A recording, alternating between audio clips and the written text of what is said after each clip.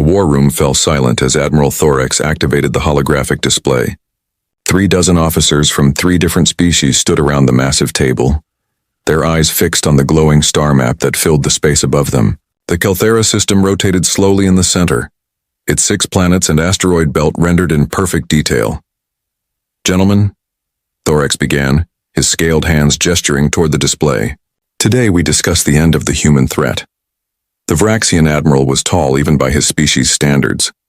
His dark green scales caught the blue light from the hologram, making him look almost black in the dim room.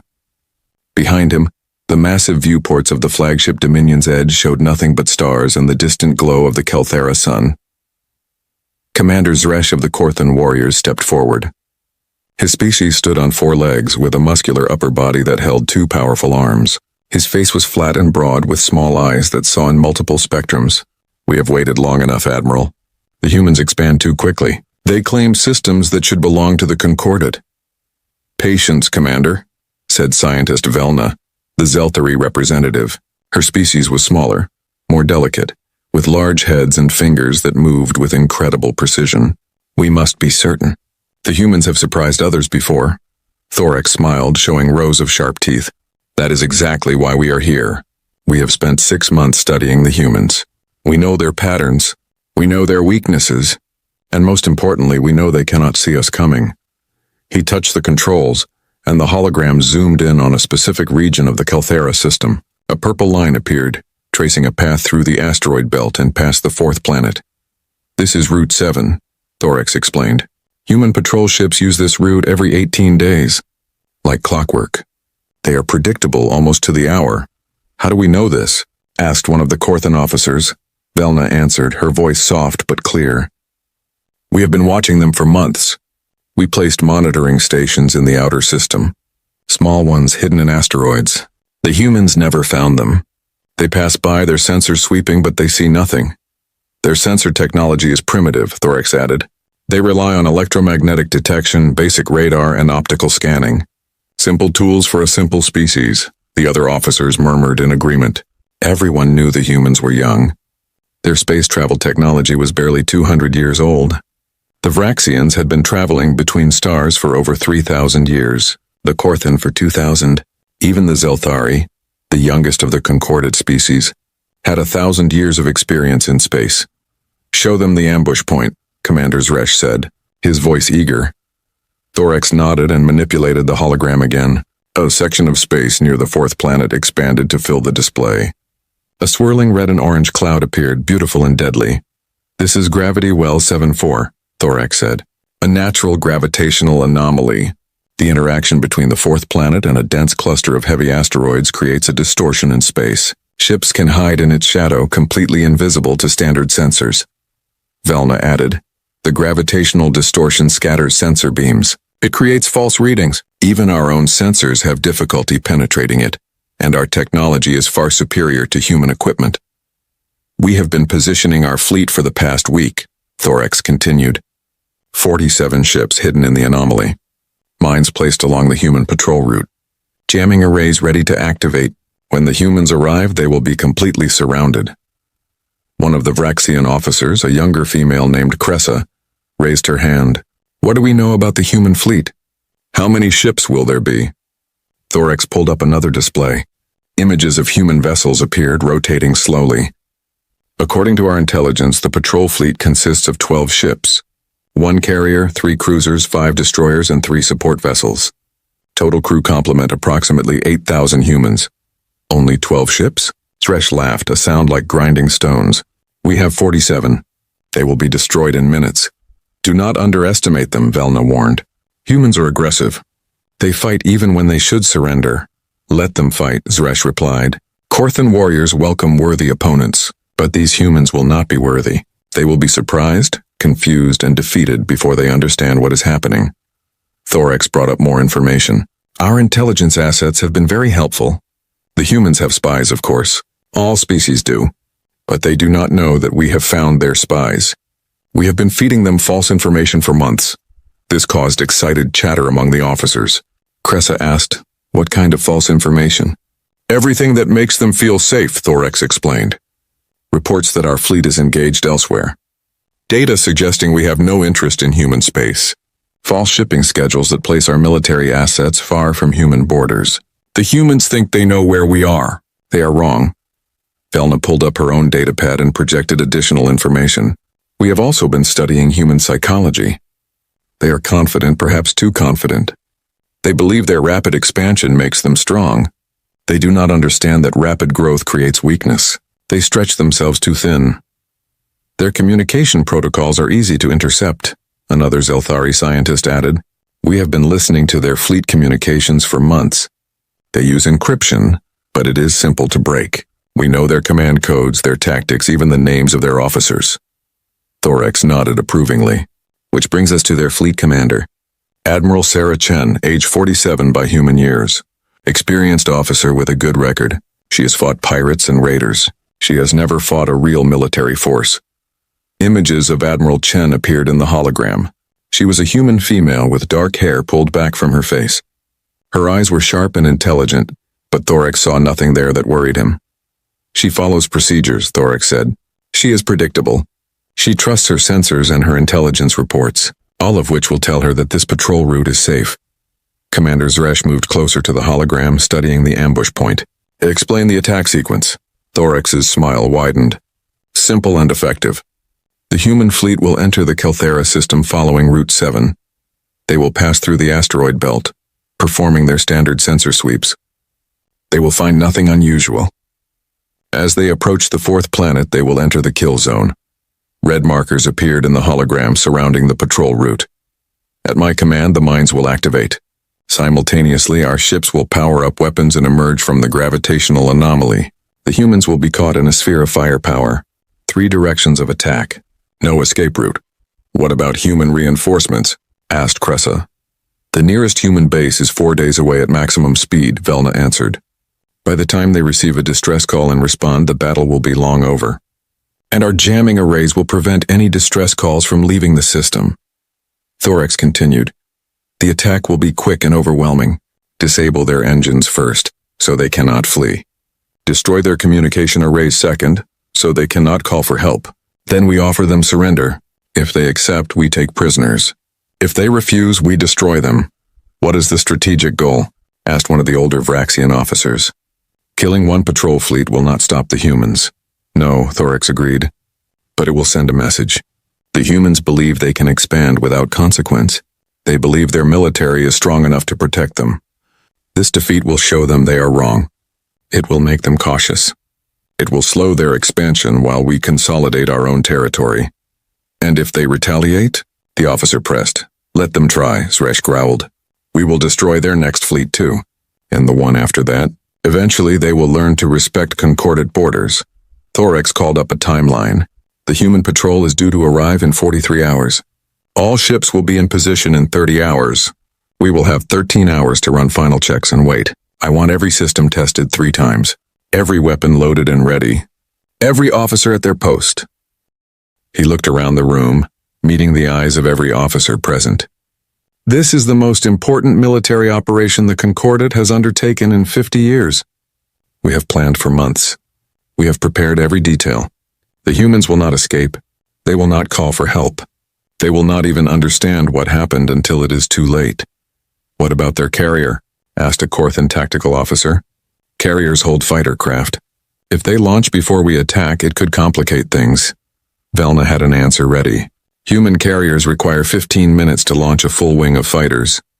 Our attack sequence is designed to disable the carrier in the first 30 seconds. Targeted strikes on their flight decks and launch bays. The fighters will never leave their hangars. The briefing continued for another hour. Every officer asked questions. Every concern was addressed. Thorax had spent months planning this ambush, and it showed. Every detail had been considered. Every variable accounted for. Every risk minimized. Finally, the briefing ended. The officers filed out, returning to their ships to prepare.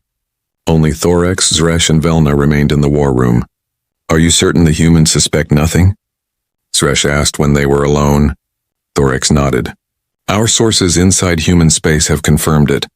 The patrol fleet is following its normal schedule. No deviations.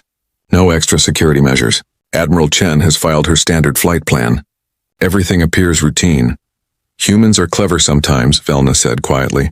They surprised the Draxian Empire 20 years ago. The Draxians were arrogant, Thorax replied. They attacked human colony worlds directly. They gave the humans time to prepare and respond. We are not making that mistake. This will be quick, surgical, and decisive. Zresh examined the hologram one more time. 47 ships against 12. Good odds. Better than good, Thorax said. Perfect. The gravitational anomaly hides us completely. The humans cannot detect us until we power up weapons. By then it will be too late. They will be surrounded and outgunned. I hope they fight, Zresh said. I hope they show the warrior spirit. It will make the victory more satisfying. They will fight, Thorax assured him. Humans always fight. But fighting without preparation, without intelligence, without position is just dying with extra steps. Velna gathered her data pads. I should return to my ship. We need to run final tests on the jamming arrays. Human communication technology is simple, but we must be thorough. After she left, Zresh turned to Thorax.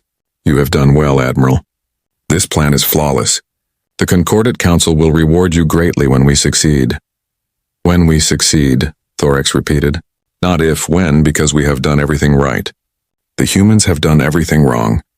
They are predictable. They are overconfident. They are blind. The two officers stood in silence for a moment, watching the hologram rotate. The ambush point glowed softly, waiting for the human fleet to arrive. 43 hours, Zresh said finally. Then we show the humans they are not as powerful as they think. Thorax deactivated the hologram. The war room fell into darkness except for the starlight coming through the viewports. 43 hours, he agreed. And then the human expansion ends. Over the next 30 hours, the Concordate fleet moved into final position. 47 ships of various sizes and capabilities, all hidden in the shadow of Gravity Well 7-4. Weapons were charged and ready. Crews stood at battle stations. Mines floated silently along the patrol route, waiting for the signal to activate. Admiral Thorax stood on the bridge of Dominion's edge, watching his tactical displays. Everything was perfect. Everything was ready. The trap was set. On another display, he could see the long-range sensors. The human fleet had entered the outer Kelthera system right on schedule.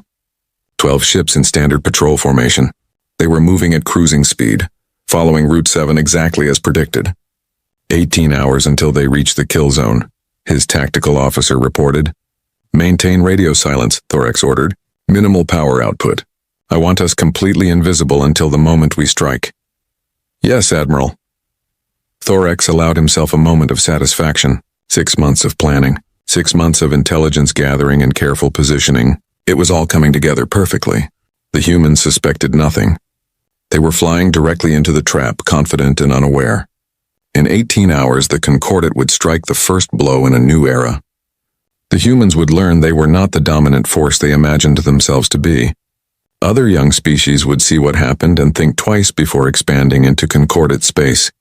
Admiral Thorax smiled his predatory smile and settled in to wait. The perfect ambush was about to begin.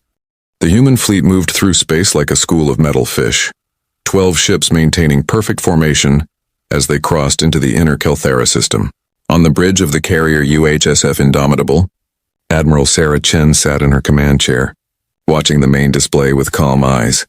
Status report, she said quietly. All ships reporting normal operations, Lieutenant Park replied from the communications station. Sensors show no unusual activity. The system appears clear, Admiral, Chen nodded slowly. Around her, the bridge crew worked at their stations with practiced efficiency. The Indomitable was the newest carrier in the United Human Space Force, and its bridge reflected that. Clean lines, efficient design and technology that represented humanity's best efforts at space warfare. Navigation. Confirm our route, Chen ordered. Route 7. Admiral, the navigation officer confirmed. Passing through the asteroid belt now. Estimated arrival at waypoint Gamma in 6 hours. Maintain standard formation. Continue sensor sweeps. Yes, Admiral. Chen watched the tactical display. Her fleet was spread out in a defensive pattern, with the destroyers forming a protective screen around the carrier and cruisers. The support vessels stayed close to Indomitable, ready to provide supplies or repairs if needed. It was a standard patrol formation, one they had used dozens of times before. On another display, she could see the sensor readings from the fourth planet and its surrounding space. The gravitational anomaly showed up clearly. A swirling mess of distorted readings that made detailed scanning difficult. But that was normal. Gravity Well 74 had been there for millions of years. It was marked on every chart. "Admiral," said Commander Rodriguez, her executive officer. "The crew is asking about shore leave after this patrol. It's been 2 months since our last port call." Chen allowed herself a small smile. "Tell them if this patrol goes smoothly, I'll authorize extended leave at Proxima Station. That'll make them happy, Admiral." The hours passed quietly. The fleet moved deeper into the system, following their established route. Sensor sweeps continued every 15 minutes, standard procedure for any patrol. The results were always the same: empty space, distant planets. The gravitational anomaly creating its usual interference. On the bridge of Dominion's edge, Admiral Thorax watched the human fleet approach. His tactical display showed their formation, their speed, their course. "Everything exactly as predicted? Distance to kill zone?" he asked. 2 hours, 17 minutes, his tactical officer replied. "Perfect. All ships maintain position. Weapons ready but not powered. I want 0 emissions until my command." Throughout the Concordat fleet, thousands of soldiers and crew members waited at their battle stations. Corthan warriors checked their weapons for the 100th time. Zeltari technicians monitored their jamming arrays. Fraxian gunners calibrated targeting computers. Everyone knew the plan. Everyone was ready. Commander Zeresh walked the corridors of his ship, the heavy cruiser Warrior's Fang. His 4 legs carried him past groups of soldiers, all preparing for battle.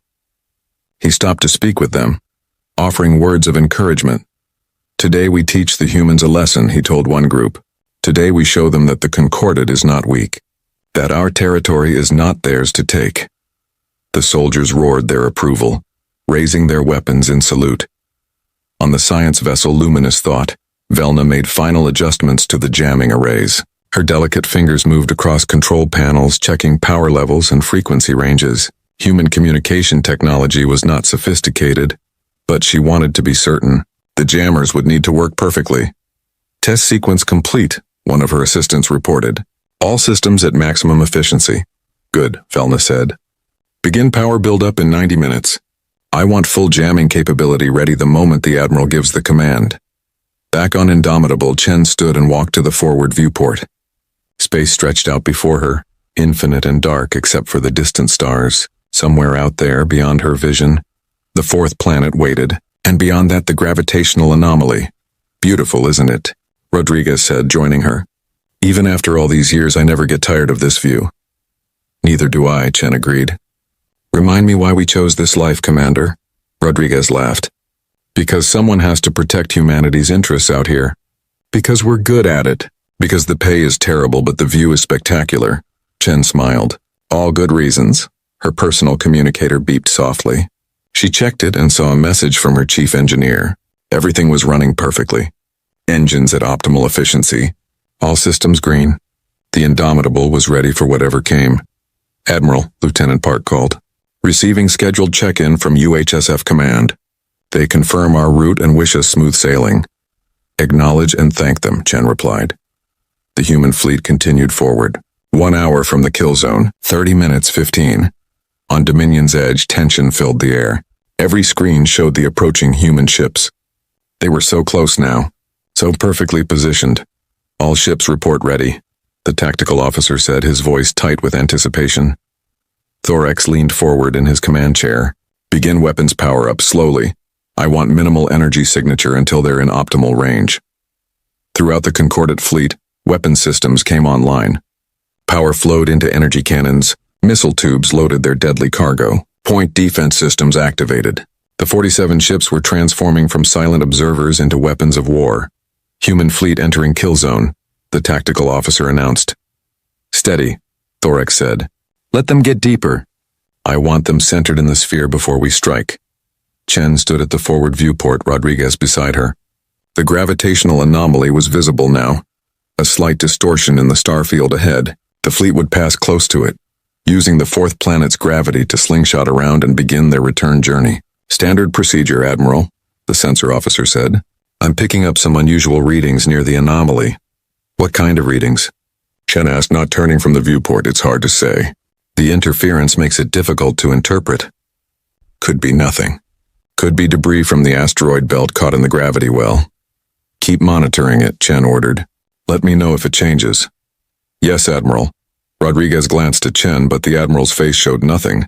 She continued staring out at the stars, her hands clasped behind her back.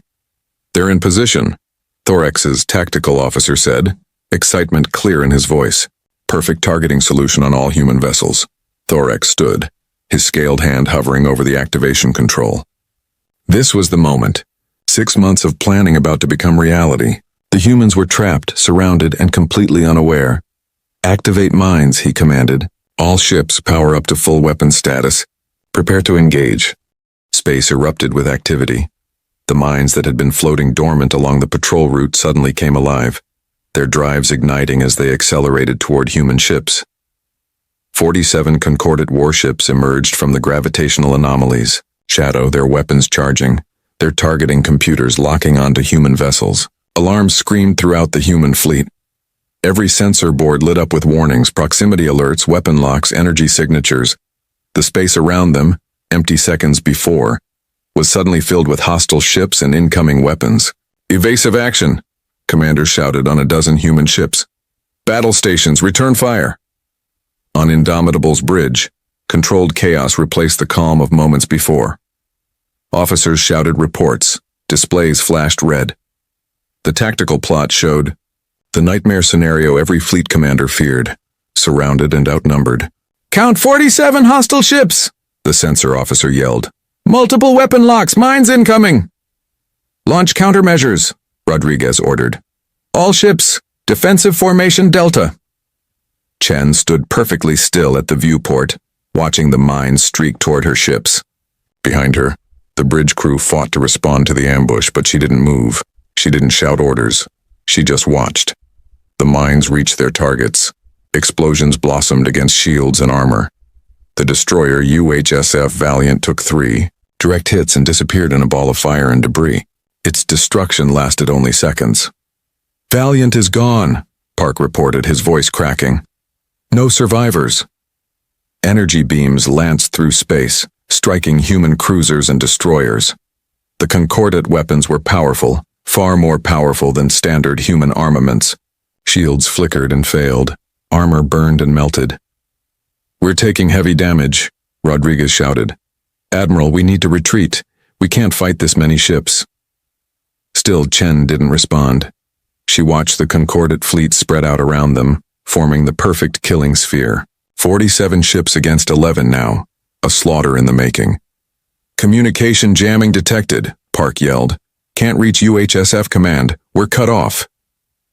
The cruiser UHSF Defiant spun away from the formation, its engines damaged, atmosphere venting from multiple hull breaches. A Concordat heavy cruiser closed in, weapons charging for the killing blow. Admiral! Rodriguez grabbed Chen's shoulder. We have to do something.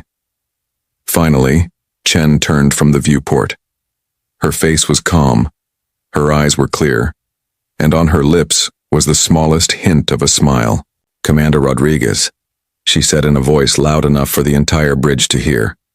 Execute Phase 1. Rodriguez stared at her for a moment, then understanding flooded his face. He rushed to his command station and entered a sequence of codes. Phase 1 executing, he confirmed. Chen walked to her command chair and sat down, her movements unhurried despite the chaos around her. She touched the communications panel. All ships, she said. Her voice transmitted on what should have been jammed frequencies. This is Chen. Phase 1 complete. They've committed. Activate countermeasures. On every human ship, officers entered activation codes. In the debris field where Valiant had died, something came alive. The scattered wreckage began to reassemble, holographic projectors working in perfect coordination. Within seconds, the destroyed ship reappeared, whole and undamaged, its weapons charging. Throughout the Concordat fleet, confusion replaced confidence. Tactical officers stared at their displays in shock. The destroyed human ship was intact. Impossible. They had seen it explode. What is this? Thorex demanded. How is that ship still there? I don't know, Admiral, his tactical officer replied. Sensors show it's not a ship. It's a hologram. It was never destroyed.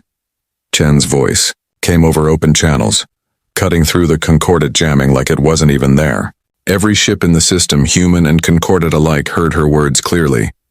Coalition forces, this is Admiral Sarah Chen of the United Human Space Force. Thank you for revealing your positions. Your ambush has failed. I strongly suggest you stand down and prepare to surrender. Thorax felt something cold grip his stomach. The human admiral's voice was calm, almost amused. Not the voice of someone trapped and desperate, the voice of someone in control. How is she broadcasting? Zaresh's voice came over the command channel. Our jamming should prevent all human communications. I don't know, Thorax replied. Weapons free, all ships engage, destroy them. But even as he gave the order, doubt crept into his mind. The destroyed ship that wasn't destroyed. The communications that couldn't be jammed. The admiral, who sounded like she had been expecting this. On Indomitable's bridge, Chen smiled. Not a small smile anymore, but a full expression of satisfaction. Now, Commander Rodriguez, she said quietly. Now we show them what happens when they plan an ambush against humanity. With pleasure, Admiral, Rodriguez replied.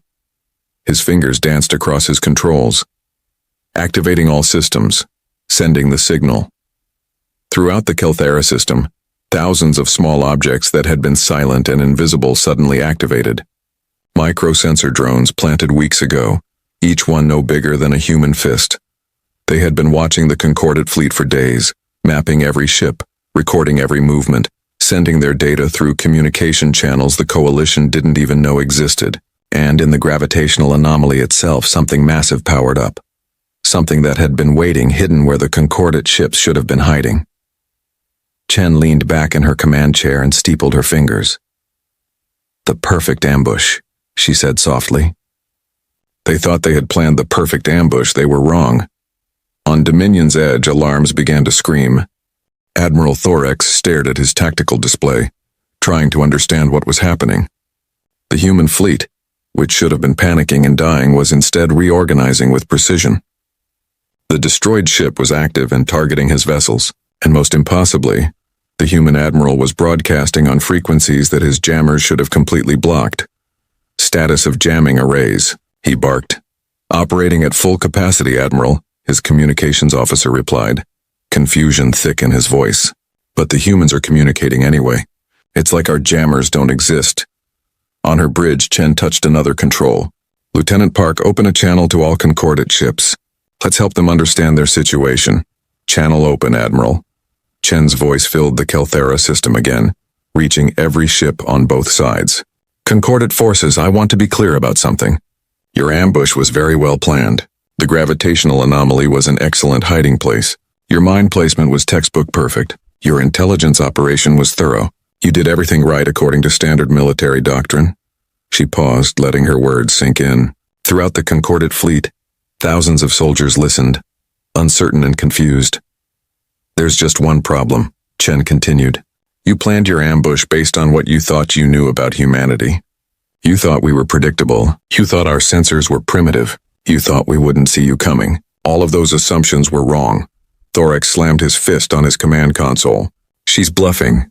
She has to be. Attack pattern Delta. Concentrate fire on their carrier. 20 Concordate ships adjusted their targeting, focusing their weapons on Indomitable.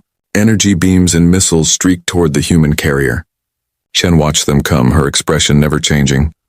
Countermeasures, she said simply. The space around Indomitable suddenly filled with interference. Every missile lost its lock, spinning away harmlessly. Energy beams scattered off defensive fields that shouldn't have existed. Not shields which the Concordate could detect, but something else. Something new. What just happened? Zresh demanded over the command channel. Our weapons had targeting locks. Adaptive countermeasures, Commander. Chen's voice answered him directly. You're not the only ones who can listen to communications. We've been monitoring your tactical channels since this started. Every weapon lock, every firing solution, we see it the moment you do, and we counter it. On luminous thought, Velna frantically worked at her controls, trying to break through the human communications. This is impossible, she muttered. We're using electromagnetic jamming across every frequency humans have ever used. They shouldn't be able to transmit anything.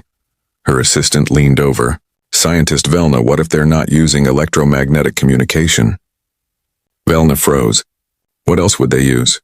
I don't know. But if we can't jam it, then it must be something we haven't encountered before. 3 months earlier, Earth, Geneva Military Research Center. Dr. Sarah Kimura stood before a panel of military officials, a small device sitting on the table in front of her. Gentlemen, ladies, what you're looking at is the future of military communication. We call it the QEC, or Quantum Entanglement Communicator. An admiral leaned forward. Doctor, we've heard quantum entanglement theories for decades. Everyone says it's impossible to use for faster-than-light communication.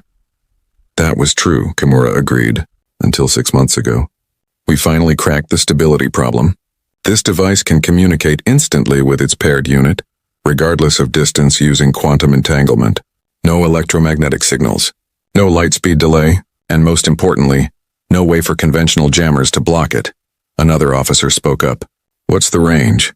Theoretically unlimited. We've tested it across the solar system with perfect reliability. The signal doesn't travel through space in any conventional sense, so there's nothing to intercept or jam. How many can we produce?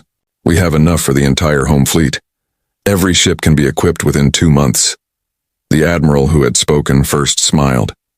Do it, and let's keep this very, very quiet. Back in the Kelthera system, Chen continued her explanation. Your intelligence operation was impressive, Admiral Thorax. You found our communication channels. You broke our encryption. You listened to our fleet coordination for months. What you didn't know was that we found your monitoring stations 3 weeks after you placed them. Thorax felt ice form in his chest. That's impossible.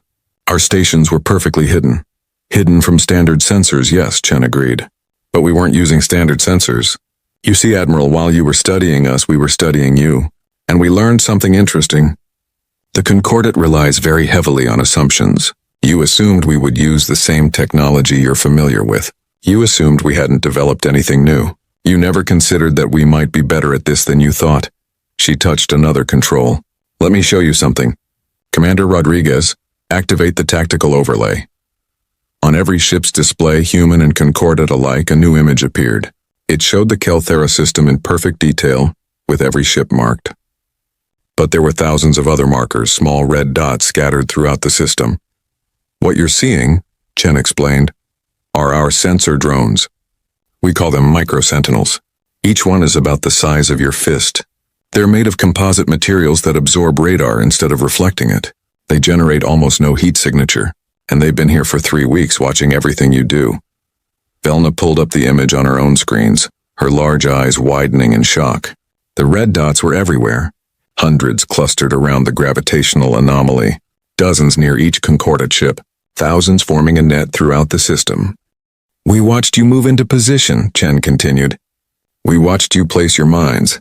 We mapped every ship in your fleet, identified their capabilities, and tracked their power signatures. We know which of your vessels has the most powerful weapons. We know which ones have damaged engines. We even know which ships have full crews and which ones are operating understaffed. On Warrior's Fang, Zresh felt something he hadn't experienced in many years. Doubt. She's lying. This is psychological warfare, is it? Chen asked, and Zresh realized she was responding to his private comment. Commander Zresh, your ship, the Warrior's Fang, is currently operating with a crew of 843. Your full complement is 1,000. Your portside engine has a minor plasma leak that reduces your maximum speed by 7%. Your second weapons officer is new, transferred in just 2 weeks ago. Shall I continue? Silence filled the command channel. Then Zresh spoke, his voice quiet. How do you know this? Because we've been listening. Because we've been watching. Because while you were planning your perfect ambush, we were planning ours. 2 months earlier, Proxima Station, Human Naval Intelligence. Admiral Chen sat in a secure briefing room with Commander Sandra Wolf, head of Naval Intelligence. Tell me about the Concordat buildup, Chen said. Wolf pulled up holographic displays. They've been moving ships toward our borders for 4 months. Slowly, carefully, trying not to attract attention. We estimate 40 to 50 vessels, mostly concentrated near the Kelthera system. Why Kelthera? It's on our patrol route, specifically Route 7. Our ships pass through there every 18 days, regular as clockwork. Intelligence believes they're planning an ambush. Chen studied the display. What makes them think they can succeed? They've been monitoring our patrols. They found our communication channels and broke our encryption. They think they know everything about us. Wolf smiled slightly. They don't know about the QEC. They don't know about the micro-sentinels. They don't know we've been feeding their spies false information for 2 months. What kind of false information? Everything that makes an ambush look attractive. Confirmation that our patrol routes are unchangeable. Data suggesting our sensors are less capable than they really are. Reports that our nearest backup forces are days away. Wolf's smile widened. We've even made sure their spies report back that we have no idea they're watching us. Chen leaned back, thinking. So they believe they have the perfect ambush. They do. Or they think they do. What they don't realize is that we've known about their plan almost from the beginning. We've had time to prepare. Time to position our own assets. Time to turn their ambush into ours. What do you need from me? Take your fleet on the scheduled patrol. Follow Route 7 exactly as planned. Act completely normal. Let them spring their trap. Then we spring ours. Chen had smiled then. I think I can manage that. In the Kelthera system, the reality of the situation was becoming clear to the concordant forces. Thorax stared at his displays, seeing the thousands of sensor drones that had been watching them, seeing the tactical data that humans shouldn't have, seeing his perfect ambush falling apart. Your minds were well placed, Chen said conversationally. We found them all, of course. The micro-sentinels detected them days ago. We could have disarmed them or destroyed them. Instead, we did something more interesting. We reprogrammed them. Reprogrammed? Thorax repeated, dread filling his voice. About 60% of your minds now answer to us, not you. The other 40% we've mapped down to the centimeter. We can avoid them or destroy them at will, but the reprogrammed ones, those are special. Would you like to see? Thorax didn't answer. Chen took that as a yes. Tactical, demonstrate mind control. On Indomitable, Rodriguez entered commands. Throughout the minefield, dozens of mines began moving. They detached from their positions and accelerated, not toward human ships, but toward concordant vessels. Panic erupted on the concordant command channels. Mines inbound. Point defense, engage. The concordant ships opened fire on their own mines, destroying them before they could close. But the message was clear. The weapons they had placed to trap humans were now controlled by humans. You're probably wondering how we reprogrammed your minds, Chen said. The answer is actually simple. Your technology isn't as secure as you think. Once we had access to a few of your systems through the micro-sentinels, we discovered that concordant security protocols have a weakness. You use centralized command codes. Break one code and you can access every similar system. It took our AI about 3 hours to crack it. Velna felt sick. Security protocols were her specialty. The idea that humans had broken them so easily was humiliating. Now let's talk about your jamming, Chen continued. Scientist Velna, I know you're listening. Your jamming arrays are very powerful. They cover every electromagnetic frequency humans have ever used for communication. They should work perfectly. The problem is we're not using electromagnetic communication. We're using quantum entanglement. Your jammers can't block what they can't detect. Velna slumped in her chair. All her careful work, all her preparations, rendered useless by technology she hadn't known existed. Admiral Thorax, Chen said, her voice growing harder. You planned this ambush based on intelligence that we fed you. You positioned your fleet exactly where we wanted you. You attacked exactly when we expected. Everything you did, we predicted. Everything you know about us, we allowed you to know. You didn't plan the perfect ambush. You walked into one. Thorax's hands shook on his command console. You're bluffing. You couldn't have known all this. You couldn't have prepared so perfectly. Couldn't I? Let me prove it. Your flagship Dominion's Edge has 47 primary weapon systems. Your shield generators are operating at 94% capacity. You have 812 crew members aboard. Your fusion reactors are running hot because you pushed them to full power too quickly. Your escape pods are ready to launch, which suggests you're considering retreat. Am I wrong about any of that? Thorax said nothing. Every detail was correct. Impossible, but correct. You see, Admiral, humanity learned something important in our history. We learned it through centuries of warfare among ourselves. We learned that the best way to win a battle is to make your enemy think they're winning right up until the moment they lose. You thought you had the perfect ambush. You were wrong. We did. Rodriguez called out, Admiral, all human ships reporting ready for Phase 2. Chen nodded. Good. Execute. Throughout the human fleet, ships that had appeared damaged began showing their true condition. The extensive damage was superficial, cosmetic even, designed to look catastrophic on concordate sensors while protecting the vital systems beneath. What looked like venting atmosphere was actually carefully released gas. What looked like failing shields was actually adaptive protection, designed to let some damage through while stopping the rest. The human ships weren't crippled. They were fully operational, and now they were done pretending otherwise. All ships, Chen commanded. Battle Formation Omega, show them what they're really facing. The human fleet shifted, and for the first time the concordate forces saw what they were truly up against. Not 12 ships, but 12 command vessels. And around each one, smaller craft were powering up, emerging from stealth that had kept them invisible until now. Dozens of frigates and corvettes appeared on concordate sensors, each one bristling with weapons. They had been there all along, running silent, waiting for this moment. Final count, Rodriguez reported. 12 capital ships, 38 frigates, 72 corvettes, 122 combat vessels total. Thorax stared at the numbers. 122 against his 47. The tables had completely turned. How? He whispered. Chen heard him somehow. How? Because we learned from our history, Admiral. We learned to prepare. We learned to deceive. We learned that the prey should sometimes pretend to be prey until the hunter gets close. Then the prey shows its teeth. She stood up from her command chair. You have one chance, Admiral Thorax. Surrender now. Power down your weapons. Prepare to be boarded, or continue fighting and be destroyed. Choose. In the command channel, concordate officers argued. Zresh wanted to fight. Velna urged surrender. Others debated frantically. Thorax looked at his displays. At the human fleet now revealed in its full strength. At the minds that answered to human commands. At the thousands of sensor drones watching every move. At the tactical disadvantage that had replaced his overwhelming advantage. The perfect ambush had become the perfect trap. And humanity had been the one holding the trap all along. The silence on the concordate command channel stretched for 10 seconds. 20. 30. Admiral Chen waited patiently, watching her tactical display as the concordate fleet remained frozen in indecision. Then Admiral Thorax spoke. No, we are the concordate. We do not surrender to humans.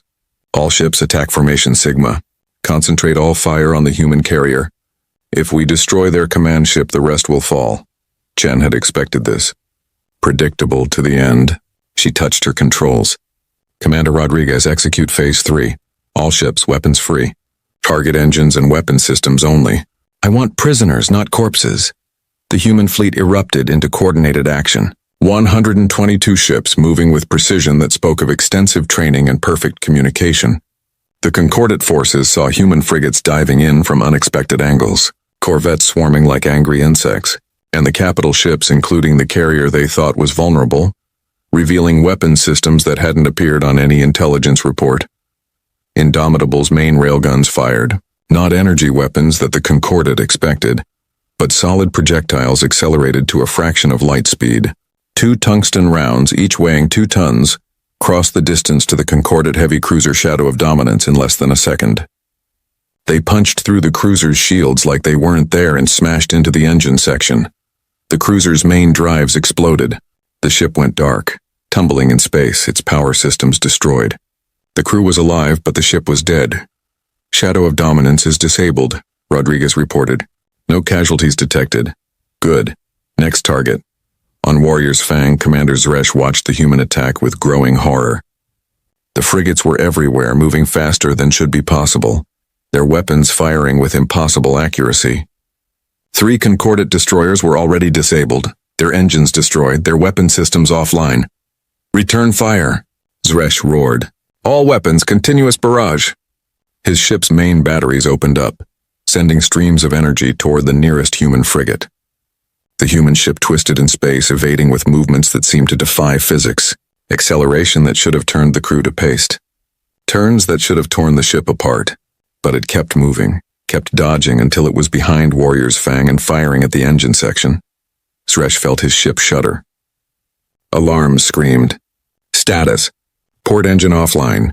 Starboard engine losing power. Hull breaches on decks 7 through 12. Seal the breaches. Reroute power.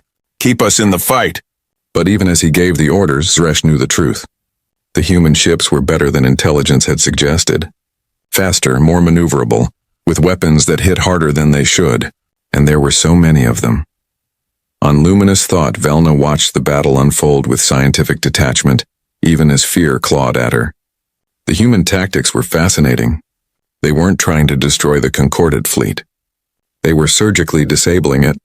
Engine strikes, weapon system targeting, communication array destruction, every attack designed to cripple without killing. "Why aren't they destroying us?" her assistant asked. "Because they don't need to," Velna replied softly. "They've already won. Now they're just proving it." A human corvette flashed past luminous thought, close enough that Velna could see the markings on its hull, UHSF Mongoose, and beneath that, a painted image of an animal with sharp teeth. The corvette didn't fire. It didn't need to. Luminous thought was a science vessel, lightly armed, no threat.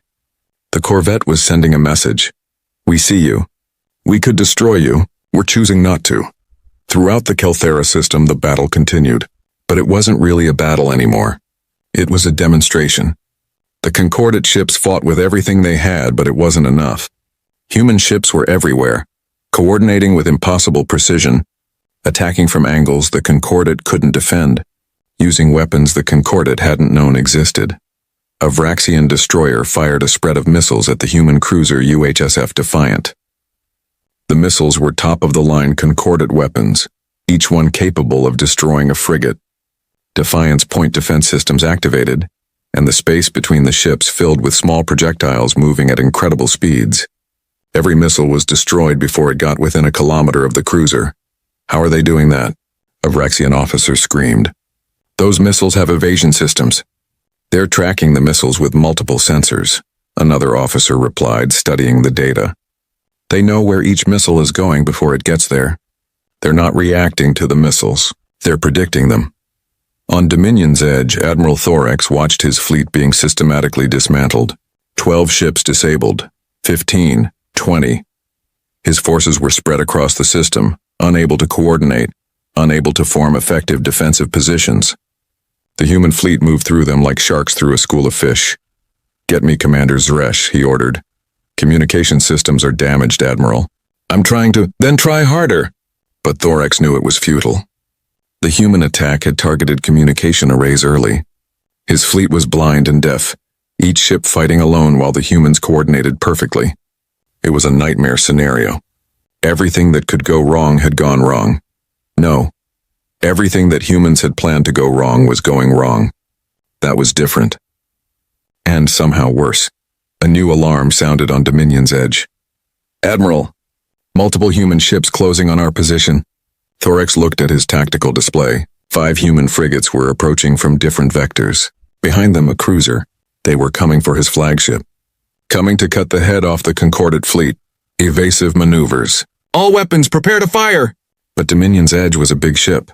Powerful, yes, but not agile. The human frigates danced around it, their weapons firing precisely. The first shots took out Thorax's long-range sensors. The next hit his main communications array. Then his shield generators one by one, shields at 40%, 30%, 20%. Thorax braced for the killing blow, for the railgun round or missile that would smash through his weakened shields and destroy his ship. He waited for death. It didn't come. Instead, the human cruiser moved into position, close enough that Thorax could see every detail of its hull. Close enough that its weapons could tear Dominion's edge apart. But it didn't fire. It just sat there, weapons locked on target, waiting. Admiral Chen's voice came over the speakers. "Admiral Thorax, your shields are down. Your weapons are disabled. Your fleet is scattered and broken. Your ambush has failed. I'm offering you one more chance to surrender. Take it, please. I don't want to kill you or your crew." Thorax stared at the human cruiser, at the weapons pointed at his ship, at the inevitable end if he continued fighting. Around him, his bridge crew looked to him for orders. Young officers, experienced veterans, all depending on his decision. Pride warred with survival. The warrior part of him wanted to fight to the end, to go down in battle rather than surrender to the young upstart species. But the commander part of him, the part responsible for thousands of lives, knew the truth. The battle was over. It had been over from the moment it began. The humans had outplayed them completely. "All Concordat vessels," he said, his voice heavy with defeat. "Stand down. Power down all weapons. Prepare to surrender." On Warrior's fangs, Resh heard the order and roared in fury. No, we are Korthan. We do not surrender. His tactical officer stepped forward, all four legs planted firmly. Commander, we have lost. The Admiral is right. If we continue, we die for nothing. That is not honor. That is stupidity. Suresh looked around his damaged bridge, at the young warriors who had followed him into battle, at the flashing red indicators showing critical systems offline, at the human ships surrounding them, weapons ready but not firing. He made a sound like grinding boulders, the Korthan expression of deep frustration. Then he powered down his weapons. Stand down, he ordered. But this is not over. We will remember this. We will learn from this. And one day, we will have our revenge. Chen heard his words transmitted over the open channel. She smiled slightly. Commander Suresh, if you want revenge, you're welcome to try. But I suggest you think very carefully about whether you want to face humanity again. We don't like repeating lessons. Across the Kelthera system, concordate ships powered down, some reluctantly, some quickly, some with relief. Within minutes, the battle that should have destroyed the human fleet had instead ended with the complete surrender of the concordate forces. All hostile vessels have ceased fire, Rodriguez reported. We're reading 0 active weapons across the concordate fleet. Casualties? Chen asked. On our side, minimal. 3 wounded, non-critical. The concordate suffered approximately 400 casualties, mostly from decompression and collision injuries when ships were damaged. No confirmed deaths on either side. Chen nodded with satisfaction. Good, begin rescue operations. Get medical teams to any concordate ships with wounded, and send boarding parties to secure their vessels. By the book, Commander. Treat their wounded as we would treat our own. Yes, Admiral. Chen stood and walked to the forward viewport again. The battlefield was spread before her. Concordate ships dead in space, some venting atmosphere, others tumbling slowly. Her own fleet moving among them, already beginning rescue operations. It was over. But before she could begin the long process of securing prisoners and damaged ships, there was one more thing to do. She touched her communications panel. This is Admiral Chen to all ships, human and concordate. The battle is over. The concordate forces have surrendered. I want to make something very clear to everyone listening. What happened here today was not about hatred. It was not about conquest. It was about survival and deterrence. She paused, choosing her words carefully. The concordate planned to ambush us because they saw humanity as weak, as predictable, as easy prey. They were wrong, but I don't want them or anyone else to think humanity is looking for war. We're not. We've had enough war in our own history. We know what it costs. On Dominion's edge, Thorax listened, his scaled hands gripping the arms of his command chair. What we want, Chen continued, is peace. But we will defend ourselves. We will protect our territory, and we will not allow anyone to attack us without consequence. The concordate learned this today. Let it be a lesson to all species in this region of space. Humanity is not weak. We are not blind. We are not easy prey. Attack us at your own risk. She changed frequencies, addressing only the concordate forces. Admiral Thorax, you and your people will be treated with respect. Your wounded will receive medical care. Your ships will be secured but not destroyed. In a few days after we've had time to discuss terms, you'll be allowed to return to concordate space, but you'll return with a message for your leaders. Tell them what happened here. Tell them humanity defeated you without firing a shot in anger. Tell them we could have destroyed you but chose mercy instead. Thorax felt something twist in his chest. Shame, humiliation, but also something else. Respect. The human admiral had won completely, and now she was offering mercy. It was more than he would have offered in her position. I understand, Admiral Chen, he replied quietly. Good. Now if you'll excuse me, I have a fleet to reorganize and prisoners to process. Chen out. The channel closed. Chen sat back in her command chair and allowed herself a moment of exhaustion. Rodriguez approached, a datapad in hand. Preliminary reports, Admiral. 47 concordate vessels secured. Approximately 23,000 prisoners. 17 concordate ships suffered major damage. 8 are total losses, but all crew were evacuated. On our side, minor damage to 3 frigates and 1 destroyer. All fully repairable. No ships lost. No personnel killed. Chen took the datapad and scanned it. Not bad for our first major engagement with a peer military force. Not bad? Rodriguez laughed.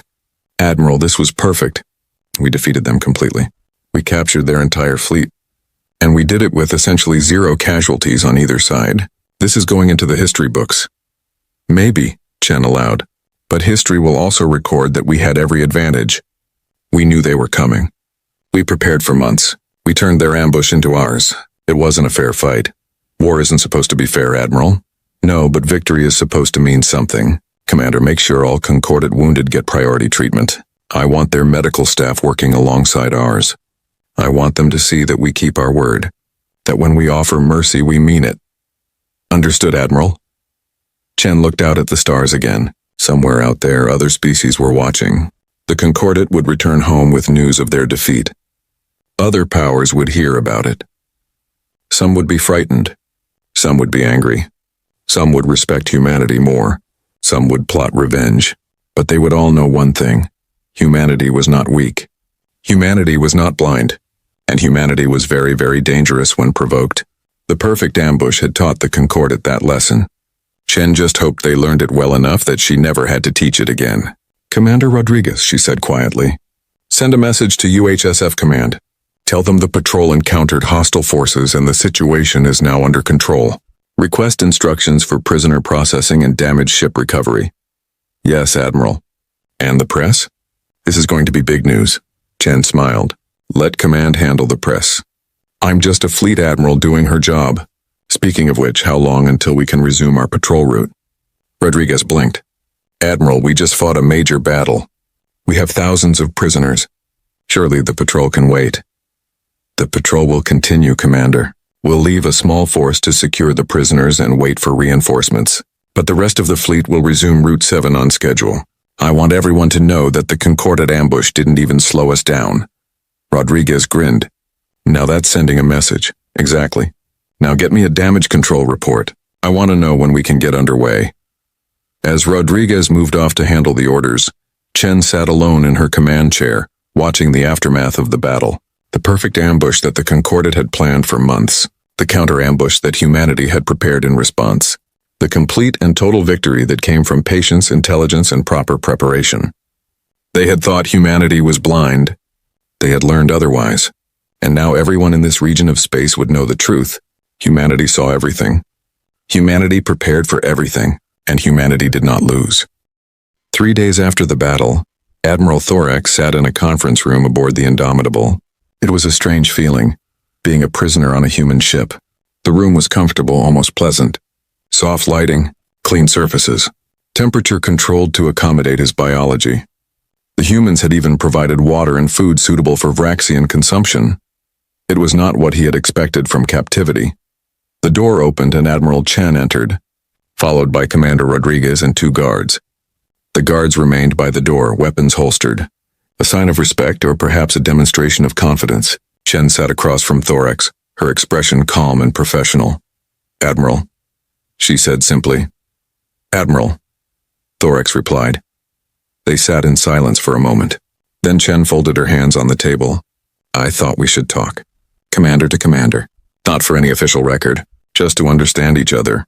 Thorax studied her face. Human faces were strange to him. Flat and soft compared to Vraxian features. But he could read the intelligence in her eyes. The determination. What do you want to understand? I want to know why. Why plan this ambush? Why risk war with humanity? The Concordat has plenty of territory. We've never threatened your borders. So why? Thorax considered his answer. There was no point in lying now. Fear, he said finally. Your species has been in space for barely 2 centuries, and you've already claimed dozens of systems. You expand faster than any species we've encountered. You adapt quickly. You develop new technology at a pace that frightens older civilizations. We looked at humanity and saw a threat. Not now, perhaps, but in 50 years, 100 years.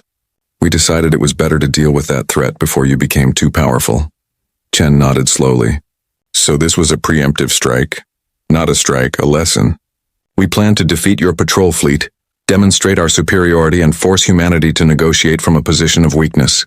We would have established boundaries, limited your expansion, kept you contained. That was remarkably arrogant of you. Thorax's scales rippled, the Vraxian equivalent of a bitter smile. Yes, we were arrogant. We assumed, because we were older, We were wiser. Because we had more experience in space, we were better warriors. We assumed you were children playing at war. We were wrong. You were, Chen agreed. But I understand why you made that assumption. From your perspective, it probably made sense. You looked at our technology and compared it to yours. You found us wanting. What you didn't account for was human history. What do you mean? Chen leaned back in her chair. Admiral, your species has been traveling space for 3,000 years. In that time, have the Vraxians ever fought a major war among themselves? Thorax considered. Not since we unified. Perhaps 5,000 years ago. Since then, we've had conflicts with other species, but rarely war. We prefer diplomacy. The Korthan, they fight sometimes among clan lines, but not total war. Not for thousands of years. The Zelthari? They're scientists. They've never been warlike, Chen nodded. That's what I thought. You see, Admiral, humanity is different. We've been in space for 200 years, but we've been waging war for 10,000 years. We've fought each other over land, resources, religion, ideology, and things so petty we're ashamed to admit them now. We've developed weapons designed specifically to kill other humans. We've studied military strategy for centuries. We've written thousands of books about war. We've made it an art form and a science. She stood and walked to the window, looking out at the stars. We've had 2 global wars that killed millions. We've had countless smaller wars. We've fought in jungles, deserts, mountains, oceans, and cities. We've learned tactics and counter-tactics, deception and counterintelligence, ambush and counter-ambush. When you planned your attack, you were using military doctrine developed by species that fight wars once every few centuries. We were using doctrine developed by a species that has never stopped fighting. Thorax felt a chill despite the comfortable temperature. You're saying humanity is better at war because you've practiced more. I'm saying we're better at war because we've had to be. Our own survival has depended on it. We've learned lessons written in blood. We've made mistakes and paid for them with millions of lives. We've been deceived and betrayed so many times that we assume everyone is trying to deceive us. It's made us paranoid, suspicious, and very, very good at seeing through traps. She turned back to face him. When your intelligence operation started monitoring our patrol routes, we noticed within weeks. We noticed because we're always looking for people watching us. It's a habit born from centuries of experience. When you placed your monitoring stations, we found them because we assumed they were there. When you recruited spies, we knew because we've dealt with spies for generations. Everything you did, we've seen before. Everything you tried, we've countered before. So you knew about the ambush from the beginning? Almost. We knew something was happening within a month. We confirmed it was an ambush within 2 months. After that, we had 4 months to prepare. To position assets. To develop counter strategies. To turn your ambush into our ambush. Thorax slumped in his chair. We never had a chance. No, Chen said gently. You didn't. Not because you're bad at military operations. Your plan was actually quite good. But you were fighting a war you didn't understand against an enemy who understands war better than anything else. It's not your fault. It's just the reality of our respective histories. What happens now? Thorax asked. Chen sat back down. Now we negotiate. Your people will want you back. They'll want their ships back. They'll want to avoid further conflict. So will we. We don't actually want to fight the Concordat. We want to expand into unclaimed space, yes, but we're not interested in conquest. There's enough room in the galaxy for all of us. The Concordat Council will be humiliated. They'll demand revenge. Perhaps. Or perhaps they'll be smart enough to recognize that revenge would be expensive. Admiral, we captured 47 of your ships. We took 23,000 prisoners. We did it with 0 fatalities on either side and minimal casualties. We demonstrated overwhelming tactical superiority. Now your people can either learn from this and seek peaceful relations, or they can escalate and find out just how much worse it can get. I'm hoping they'll be smart. Thorax met her eyes. What would you do? If you were advising the council? Chen smiled slightly. I'd tell them to negotiate. Establish clear boundaries that both sides respect. Set up communication channels for preventing future misunderstandings. Maybe even explore trade possibilities. The galaxy is dangerous enough without making enemies of capable neighbors. Better to have humanity as a neutral party or even an ally than as an enemy. You would agree to that? To boundaries on your expansion. If they're reasonable boundaries, yes. We don't need to claim every system. We just need room to grow. If the Concordat is willing to respect that, we can respect your territory in turn. But she held up a hand. Those boundaries have to work both ways. You don't get to keep expanding while telling us to stop. Fair is fair. Thorax thought about this. It was more generous than he had expected. More reasonable than the Concordat would have offered if their positions were reversed. I will convey that to the council. But I cannot promise they will accept, I understand. But Thorax, I need you to convey something else too. Something important. Can you do that? What? Chen's expression became serious. Tell them what happened here. Tell them exactly how thoroughly we defeated you. Tell them about the technology they didn't know we had. The sensors, the communications, the weapons. Tell them that everything they saw was just what we were willing to show them. Tell them that humanity has more secrets, more capabilities, more tricks that we didn't need to use because this victory was already complete. You're trying to frighten them. I'm trying to prevent another conflict. If the Concordat knows how dangerous humanity can be, maybe they'll choose peace. Fear isn't pretty, but it's better than war. Thorax considered this. You're assuming we'll be frightened. What if we're angry instead? What if this defeat makes us want to destroy you even more? Then you'll try, Chen said calmly. And you'll fail. And next time we won't be as merciful. Admiral, I've studied your species. I've studied your culture. The Vraxians are not stupid. You're calculating. Logical. You make decisions based on costs and benefits. Right now, you know the cost of fighting humanity is high. Very high. And the benefit is questionable. That's the message I want you to take home. The conference lasted another hour. They discussed logistics for the prisoner exchange, terms for returning the captured ships, proposals for future negotiations between humanity and the Concordat. By the end, a tentative understanding had been reached. As Thorax prepared to leave, he paused at the door. Admiral Chen, may I ask you something personal? Go ahead, were you afraid? When you flew into our ambush, knowing what was waiting, were you afraid? Chen considered the question.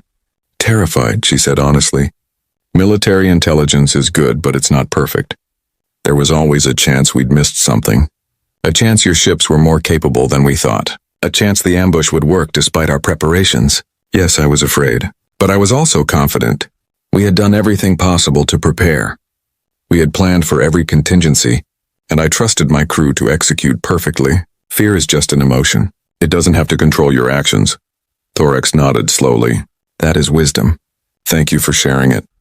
After he left, Rodriguez joined Chen at the window. Think he'll convince the council to negotiate? I hope so. The alternative is more violence, and I'm tired of violence. You hit it well during the battle. You seemed completely calm, Chen smiled. That's command presence, Rodriguez. The crew needs to see confidence. But inside, I was running through worst-case scenarios the entire time. What if the ambush had more ships than intelligence reported? What if they had weapons we didn't expect? What if something went wrong? But nothing did go wrong. This time. Next time might be different. That's why we can never get overconfident. The moment we think we're invincible is the moment we lose. Rodriguez checked his data pad. The last of the prisoners are being transferred to the transport ships. We'll be ready to resume our patrol route in 6 hours. Good. Let's make sure everything goes smoothly. I want the Concordat to see that we keep our word. That when we promise safe passage for prisoners, we deliver. 6 hours later, the human fleet resumed its patrol of Route 7, right on schedule, as if nothing had happened. As if the greatest military victory in recent human history was just another routine day. Aboard the transport ships, Concordat prisoners watched the human fleet depart. Some were angry. Some were confused. All were thoughtful. They had expected to ambush weak prey and instead found apex predators. It was a lesson that would not be forgotten. 2 weeks later, Concordat space. The council chamber was silent as Admiral Thorax finished his report. 50 council members from 3 species listened to the story of the ambush that failed, the defeat that should have been impossible, the complete reversal of expectations. Let me be clear, Thorax said, his voice steady despite his shame. We were outplayed at every level. Our intelligence was compromised. Our technology was inadequate. Our tactics were predicted. We walked into a trap thinking we were setting one. The humans defeated us without even trying hard. Everything Admiral Chen showed us was a small sample of their capabilities. She made that very clear. This is unacceptable, one of the Corthan Council members growled. We must strike back. We must show humanity they cannot humiliate the Concordat. With what? Velna asked quietly. She sat in the science advisor's chair, her large eyes sad. We sent 47 ships. All captured. We sent our best intelligence officers. All compromised. We used our best technology. All countered. What exactly would you strike back with? We have more ships, more warriors, more resources. And humans have more tricks, Thorax said. Council members, I have fought many battles. I have studied military strategy for decades. I am telling you as clearly as I can that humanity is better at warfare than we are. Not because they're stronger. Not because they have more ships. But because they understand war in a way we do not. They've been practicing it for thousands of years. We are amateurs compared to them. So we should just surrender? A Vraxian council member asked. Accept defeat and beg for peace? We should negotiate from a position of wisdom, another council member said. This was Elder Soven, one of the oldest and most respected members of the council. We made assumptions about humanity. Those assumptions were wrong. Now we have a choice. We can admit our error and seek peaceful relations, or we can escalate and face even worse defeat. I suggest we choose wisely. The debate continued for hours. Some council members wanted revenge. Others wanted peace. Still others wanted to wait and gather more information before deciding. But slowly a consensus emerged. The Concordat would negotiate. They would establish clear boundaries with humanity. They would seek peaceful coexistence. Not because they liked it, not because they weren't still afraid of human expansion, but because the alternative was worse. 3 months after the battle, the Kelthera Accords were signed. Humanity and the Concordat agreed to respect each other's territories, to establish trade relations, to share information on pirate activities and common threats, to maintain open communication channels to prevent future misunderstandings. It wasn't a perfect peace. There was still distrust on both sides, still fear, still the memory of the ambush that failed, but it was a beginning. Admiral Chen attended the signing ceremony, representing the United Human Space Force. She shook hands with Admiral Thorax, with Commander Zresh, with Scientist Velna. Cameras captured the moment for posterity. Diplomats made speeches about cooperation and mutual respect. Later, in a private moment, Thorax approached Chen one last time. Admiral, I wanted to thank you. For what? For mercy. You could have destroyed my fleet, killed my crews, made an example of us. Instead, you treated us with respect. You cared for our wounded. You returned our people. That mercy made this peace possible. Chen nodded. In war, victory matters. But how you win matters too. If we'd destroyed your fleet, the Concordat would have had no choice but to seek revenge. Your people would have demanded it. By showing mercy, we gave you a choice. Peace or war. I'm glad you chose peace. For now, Thorax said. But Admiral, I must be honest. There are many in the Concordat who still fear humanity, who still see your expansion as a threat. This peace is fragile. All peace is fragile, Chen replied. That's why we have to work to maintain it. That's why we have to keep talking, keep negotiating, keep finding ways to coexist. It's harder than war sometimes, but it's worth it. As the ceremony concluded and the delegates departed, Chen stood alone for a moment, looking at the document that ended the crisis, the Kelthera Accords, named after the system where humanity had won its greatest victory. Rodriguez joined her. Thinking about the battle? Thinking about what comes next. The Concordat was just one threat. There are other species out there, other powers that might see humanity as weak or dangerous. We can't win every fight with clever ambushes and superior intelligence, but we can try. Yes, we can try. And more importantly, we can keep learning, keep adapting, keep preparing. That's what makes humanity dangerous, Rodriguez. Not our weapons or our ships. Our willingness to learn from every experience, to adapt to every challenge, to never stop improving. The Concordat learned that lesson. They did. I hope they teach it to others. The more species that understand humanity, the fewer fights we'll have to have. Chen turned from the window and smiled. Come on, Commander.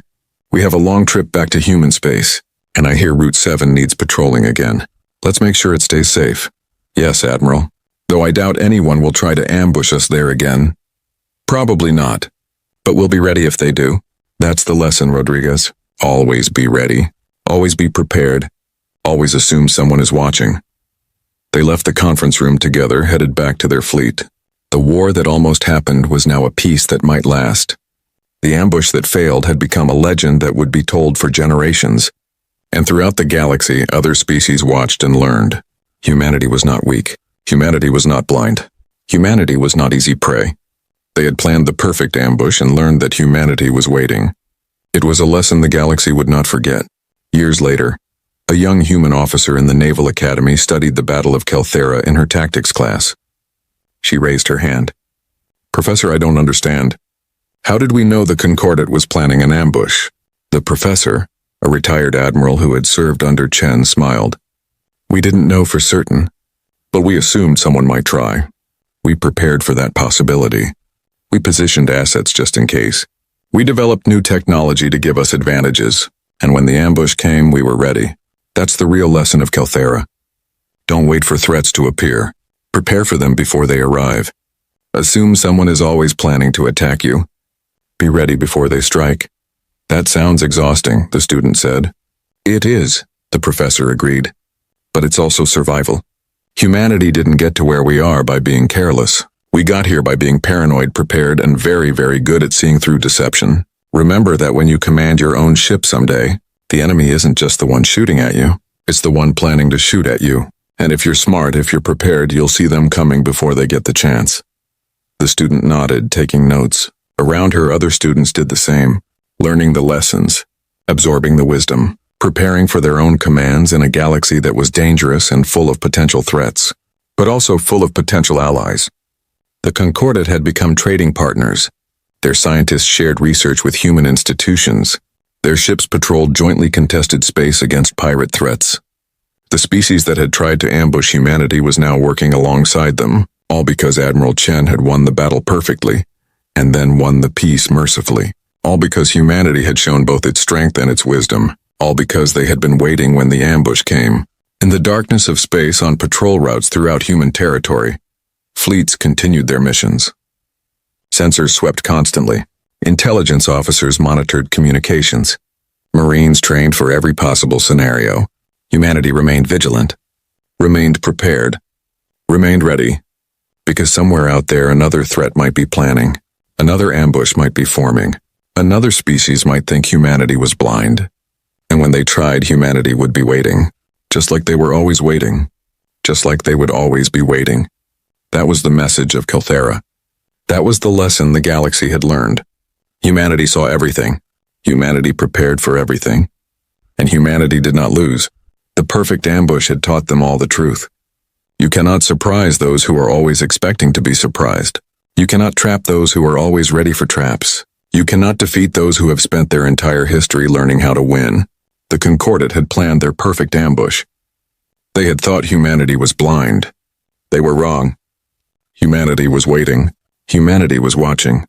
Humanity was ready. And humanity would always be ready. Yes, we can try. And more importantly, we can keep learning. Keep adapting. Keep preparing. That's what makes humanity dangerous, Rodriguez. Not our weapons or our ships. Our willingness to learn from every experience. To adapt to every challenge. To never stop improving. The Concordat learned that lesson. They did. I hope they teach it to others. The more species that understand humanity, the fewer fights we'll have to have. Chen turned from the window and smiled. "Come on, Commander. We have a long trip back to human space, and I hear Route 7 needs patrolling again. Let's make sure it stays safe." "Yes, Admiral. Though I doubt anyone will try to ambush us there again." "Probably not. But we'll be ready if they do." That's the lesson, Rodriguez. Always be ready. Always be prepared. Always assume someone is watching. They left the conference room together, headed back to their fleet. The war that almost happened was now a peace that might last. The ambush that failed had become a legend that would be told for generations. And throughout the galaxy, other species watched and learned. Humanity was not weak. Humanity was not blind. Humanity was not easy prey. They had planned the perfect ambush and learned that humanity was waiting. It was a lesson the galaxy would not forget. Years later, a young human officer in the Naval Academy studied the Battle of Kelthera in her tactics class. She raised her hand. "Professor, I don't understand. How did we know the Concordat was planning an ambush?" The professor, a retired admiral who had served under Chen, smiled. "We didn't know for certain, but we assumed someone might try. We prepared for that possibility. We positioned assets just in case. We developed new technology to give us advantages, And when the ambush came, we were ready. That's the real lesson of Kelthera. Don't wait for threats to appear. Prepare for them before they arrive. Assume someone is always planning to attack you. Be ready before they strike. That sounds exhausting, the student said. It is, the professor agreed. But it's also survival. Humanity didn't get to where we are by being careless. We got here by being paranoid, prepared, and very, very good at seeing through deception. Remember that when you command your own ship someday, the enemy isn't just the one shooting at you. It's the one planning to shoot at you. And if you're smart, if you're prepared, you'll see them coming before they get the chance. The student nodded, taking notes. Around her, other students did the same, learning the lessons, absorbing the wisdom, preparing for their own commands in a galaxy that was dangerous and full of potential threats, but also full of potential allies. The Concordat had become trading partners. Their scientists shared research with human institutions. Their ships patrolled jointly contested space against pirate threats. The species that had tried to ambush humanity was now working alongside them, all because Admiral Chen had won the battle perfectly, and then won the peace mercifully. All because humanity had shown both its strength and its wisdom. All because they had been waiting when the ambush came. In the darkness of space on patrol routes throughout human territory, fleets continued their missions. Sensors swept constantly. Intelligence officers monitored communications. Marines trained for every possible scenario. Humanity remained vigilant, remained prepared, remained ready, because somewhere out there another threat might be planning, another ambush might be forming, another species might think humanity was blind. And when they tried, humanity would be waiting, just like they were always waiting, just like they would always be waiting. That was the message of Kelthera. That was the lesson the galaxy had learned. Humanity saw everything. Humanity prepared for everything. And humanity did not lose. The perfect ambush had taught them all the truth. You cannot surprise those who are always expecting to be surprised. You cannot trap those who are always ready for traps. You cannot defeat those who have spent their entire history learning how to win. The Concordat had planned their perfect ambush. They had thought humanity was blind. They were wrong. Humanity was waiting. Humanity was watching. Humanity was ready. And humanity would always be ready. The Great Hall of the Council of Worlds had not seen such desperation in 10,000 years. Ancient beings from across the galaxy sat in their floating chairs, their faces showing the weight of countless defeats. The air itself seemed heavy, with fear. High Counselor Valdris stood at the center of the massive chamber, his blue skin pale with exhaustion. Around him, the greatest minds of 100 different species stared at holographic displays showing the same terrible truth. They were losing the war. The Void Swarm has taken the Kepler systems, announced General Thorne, his voice barely above a whisper. That makes 47 star systems completely consumed in the past month alone. A collective shudder ran through the council chamber. The Void Swarm was unlike any enemy they had ever faced. These creatures existed partially outside normal space and time, making them nearly impossible to fight with conventional weapons.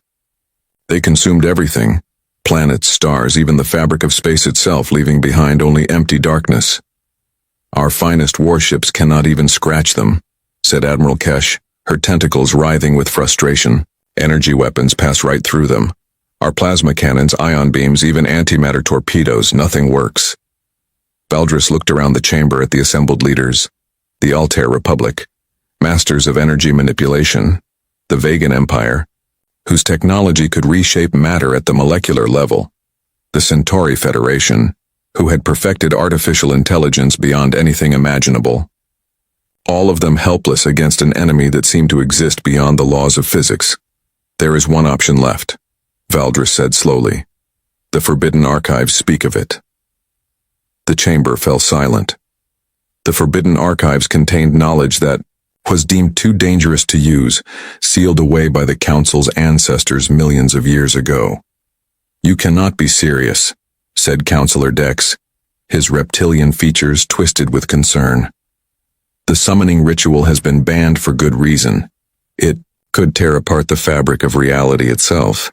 Reality is already being torn apart, Valdris replied. The Void Swarm will reach our core worlds within days. We have no other choice. The debate that followed was fierce, but brief.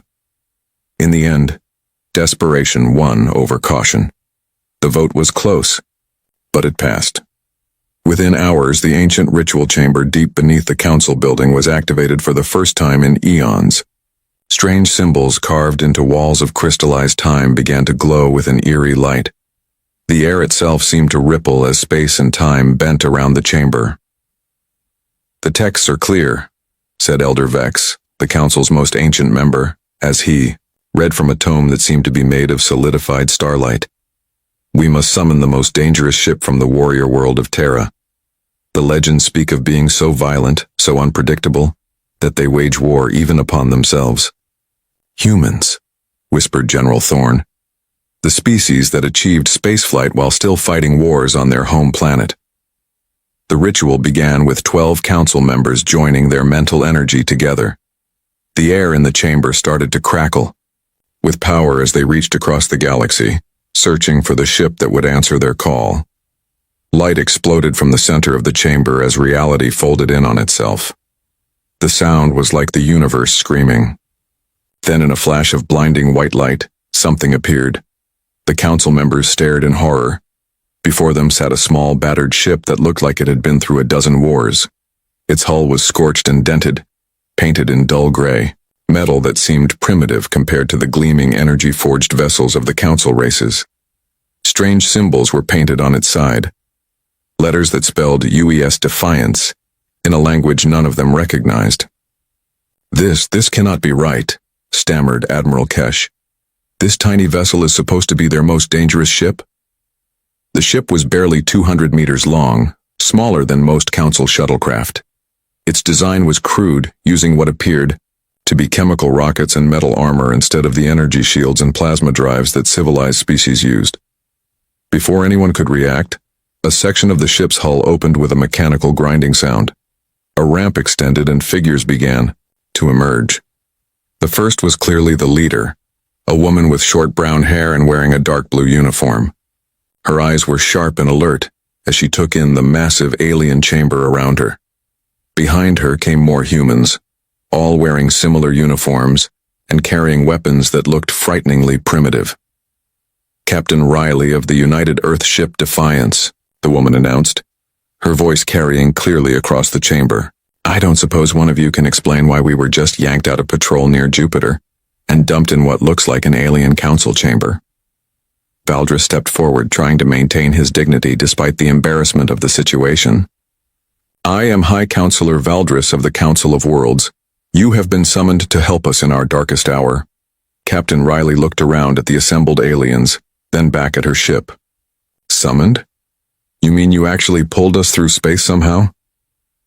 "Through space and time, yes," Valdris admitted. "The ritual reached across the galaxy to bring us the most dangerous vessel from your world." A laugh escaped from one of the human crew members, a tall man with lieutenant's stripes. "Most dangerous? Sir, the Defiance is a standard patrol destroyer.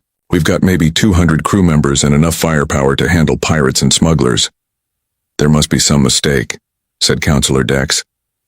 "This cannot be Earth's most powerful warship." Captain Riley's expression hardened. "It's not.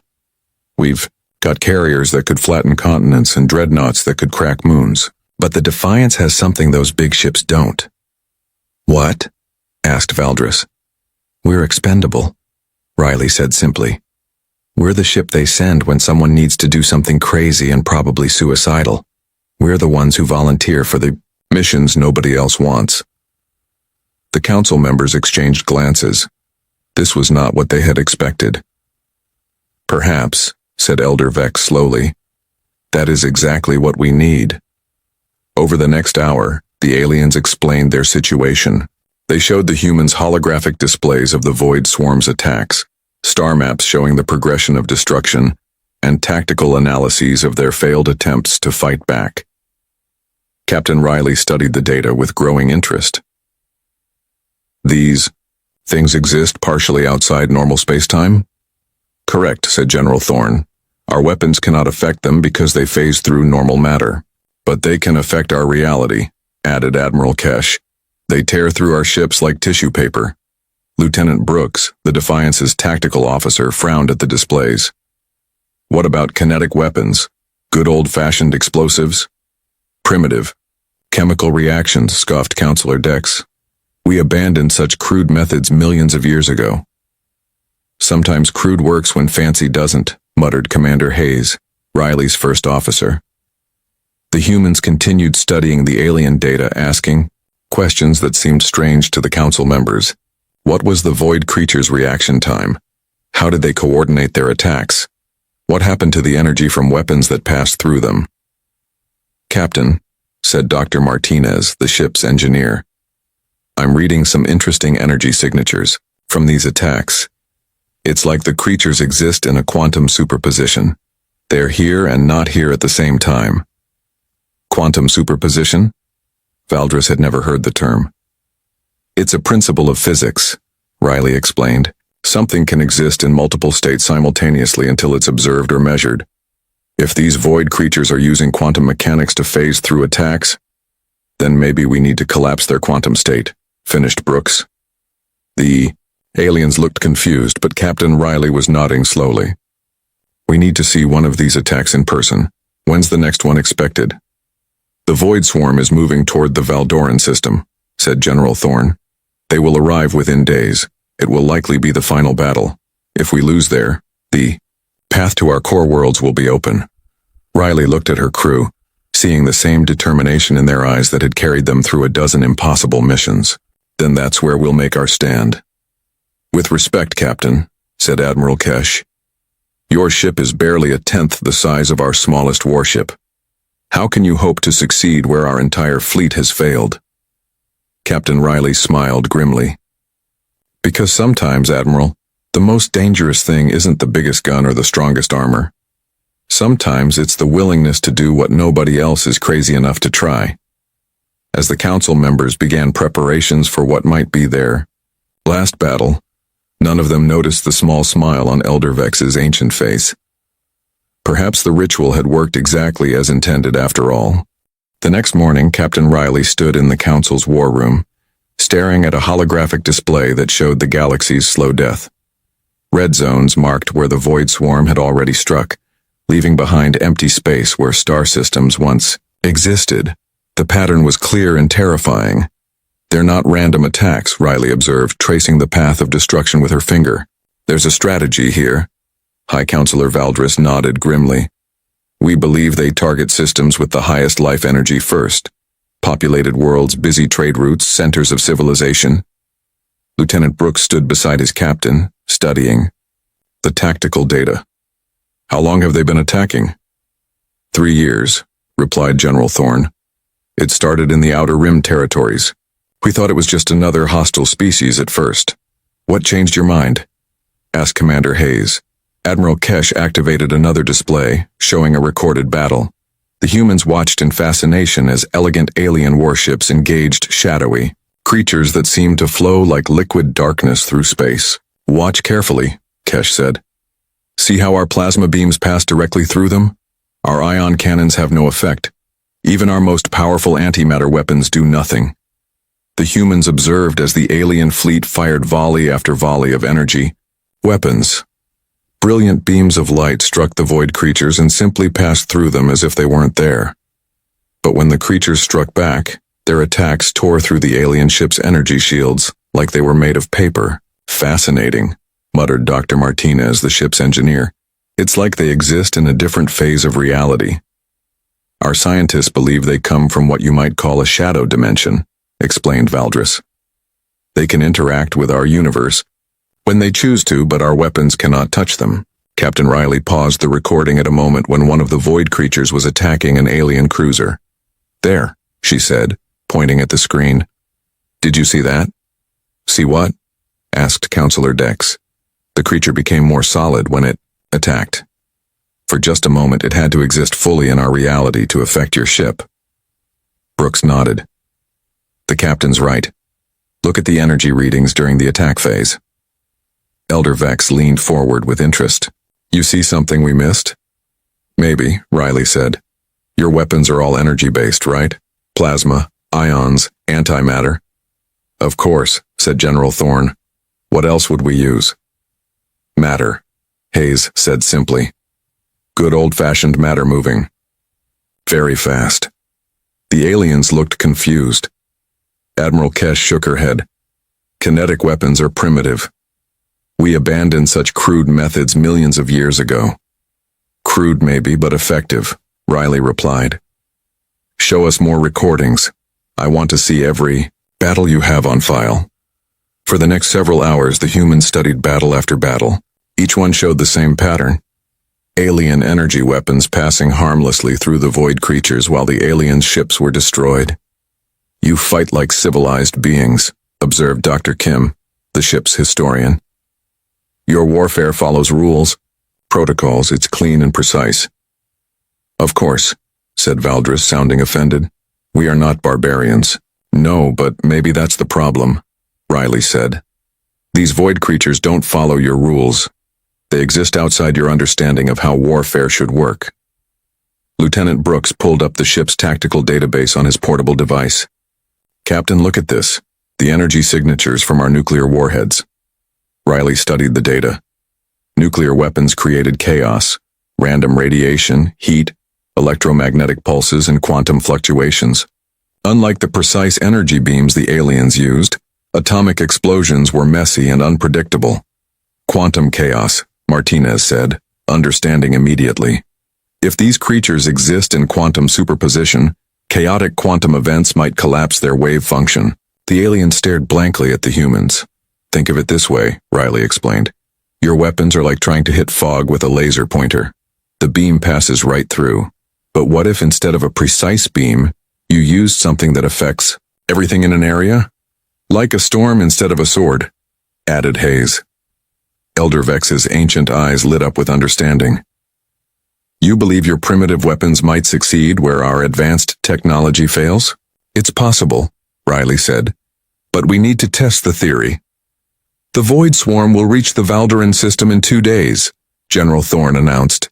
That will be our only chance. Then we need to prepare, Riley decided. Can your technology upgrade our ship without removing our weapons? We can add energy shields and faster engines, Admiral Kesh said. But why keep those crude chemical explosives? Because those crude explosives might be exactly what we need, Brooks replied. Turmarn. Next day was a blur of activity. Alien engineers swarmed over the Defiance, installing energy shield generators and upgrading the ship's engines with faster-than-light capability. The humans watched nervously as their familiar ship was transformed. Will our weapons still work with all these modifications? Hayes asked Martinez. The aliens are being careful not to interfere with our systems, the engineer replied. They think we're crazy for wanting to keep them. Meanwhile, Captain Riley met with her crew in the ship's briefing room. 200 faces looked back at him. Her, all showing the same mixture of fear and determination. I won't lie to you, Riley began. This is probably a suicide mission. We're going up against an enemy that has destroyed entire fleets of ships more advanced than ours. But we have something they don't expect, Lieutenant Brooks added. We have weapons they've never seen before. Chief Petty Officer Johnson, the ship's weapons specialist, raised his hand. How do we know our nukes will work any better than their fancy energy weapons? We don't, Riley admitted. But here's what we do know. We're human. For our entire history, we've found ways to fight. Enemies stronger than us, we adapt, we improvise, we find weaknesses where others see only strength. Dr. Kim stood up. Throughout human history, the underdog has often won not through superior technology, but through superior tactics and willingness to take risks. The aliens fight by rules that have worked for millions of years, Hayes continued. But these void creatures don't follow those rules. Maybe it's time to break some rules ourselves. What's the plan, Captain? Asked Sergeant Lopez from the Marine contingent. Riley looked around at her crew. We're going to do what humans do best. We're going to improvise, adapt, and overcome. And if that means ramming a nuclear warhead down a shadow monster's throat, then that's exactly what we'll do. A cheer went up from the crew.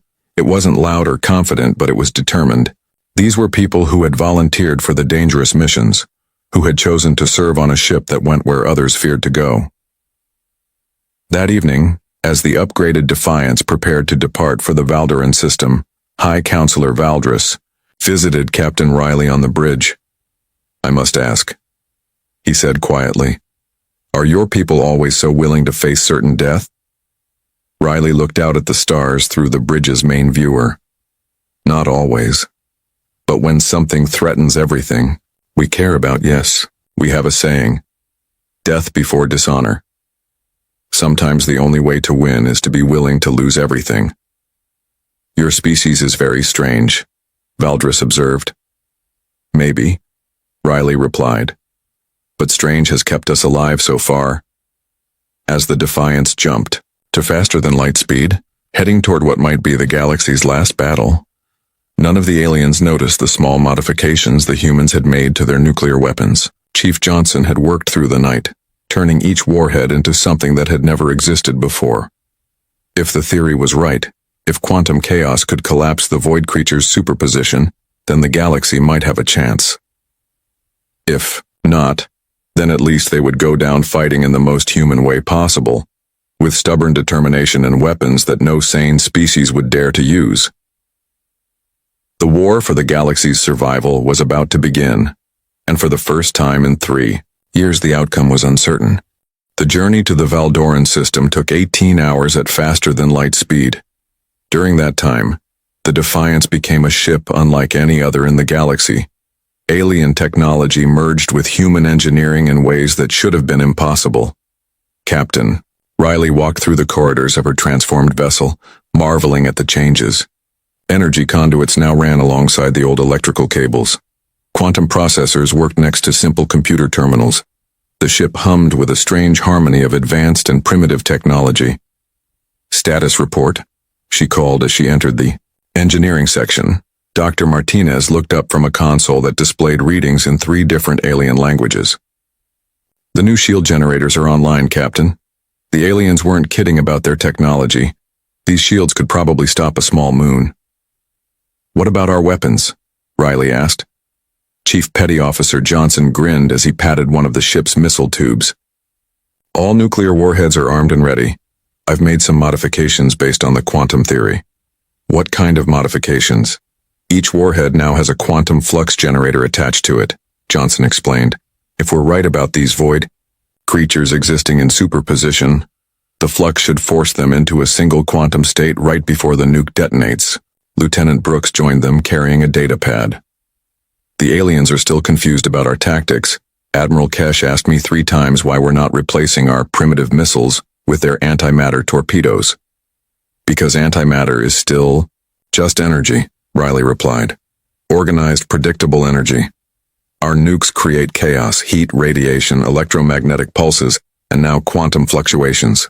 If these shadow creatures can phase through organized attacks, maybe chaos is what we need. Meanwhile, in the ship's briefing room, Commander Hayes was addressing the senior staff. The holographic display showed the Valdoran system, a bright star surrounded by 7 planets, including the heavily populated world of Valdora Prime. Intelligence reports suggest the Void Swarm will arrive in 6 hours, Hayes announced. The alien fleet is already in position. Over 300 ships from 12 different species. 300 ships that can't hurt the enemy, muttered Sergeant Lopez. What makes them think we can do better? Dr. Kim, the ship's historian, cleared her throat. If I may offer some perspective, throughout human history, our greatest victories have come when we refused to fight by the enemy's rules. When the British used organized battle lines, American colonists used guerrilla warfare. When navies relied on battleships, submarines struck from below. This is different, argued Lieutenant Morrison from the navigation department.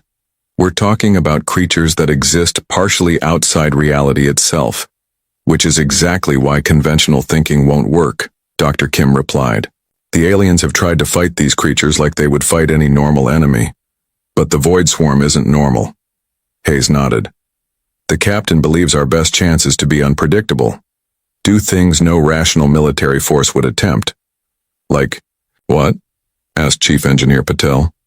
Like using nuclear weapons in ways they were never designed for, Hayes said. Like ramming attacks. Like treating our ship as expendable if it means stopping the enemy. Uncomfortable silence fell over the room. Everyone knew the odds of survival were minimal, but hearing it stated so plainly made it real. Sir, said Lieutenant Morrison quietly. What if we're wrong? What if our weapons don't work either? Hayes looked around at the assembled officers. Then we'll try something else, and if that doesn't work, we'll improvise. That's what humans do. We adapt. 3 hours before the estimated arrival of the Void Swarm, Captain Riley received an unexpected visitor. High Counselor Valdris transported aboard the Defiance, accompanied by Elder Vex and Admiral Kesh. Counselor, Riley said, surprised. I thought you were coordinating the defense from the command station. I wanted to see your preparations firsthand, Valdris replied, and to ask you one final time. Are you certain about this course of action? Riley led the aliens to the bridge where her crew was making final preparations. The view screen showed the alien fleet in formation. Sleek, beautiful ships that looked like works of art floating in space. Look at your fleet, Riley said. Every ship is perfectly positioned, following tactical doctrines refined over millions of years. It's impressive. But, prompted Elder Vex, but it's also predictable. The Void creatures have fought your kind for 3 years. They know how you think, how you fight. They've adapted to your strategies. Admiral Kesh looked offended. Our tactics are based on mathematical precision and strategic theory. They represent the ultimate evolution of warfare. For fighting other civilized species, maybe, Commander Hayes interjected. But these creatures aren't civilized. They're more like a force of nature. How do you fight a hurricane? Asked Lieutenant Brooks. You don't try to out-organize it, or outthink it. You either get out of its way or you hit it with something it can't predict. Valdris studied the human crew with growing curiosity. Your people seem remarkably calm for beings facing almost certain death. We're scared, Riley admitted. But fear is just another factor to consider. We've learned to function despite it. Your species is truly strange, murmured Elder Vex. In all my centuries of life, I have never seen beings so willing to embrace chaos. Chief Johnson chose that moment to run a final test of the weapons systems. The ship vibrated slightly as the missile tubes cycled through their arming sequence. What was that? Asked Admiral Kesh nervously. Just checking our nuclear arsenal, Johnson replied cheerfully. 48 warheads, each one capable of turning a small city into radioactive glass. The aliens looked horrified. You carry weapons of such destruction? Valdris gasped. These are actually our smaller nukes, Hayes explained. We save the planet crackers for special occasions. How can you be so casual about such terrible weapons? Elder Vex asked. Riley considered the question seriously. Because sometimes terrible weapons are necessary. The Void Swarm has already consumed 47 star systems. How many billions of lives is that? If our terrible weapons can stop them, then we'll use them. 2 hours before the attack, the crew of the Defiance gathered in the ship's main hangar, bay. It was one of the few areas large enough to hold all 200 crew members at once.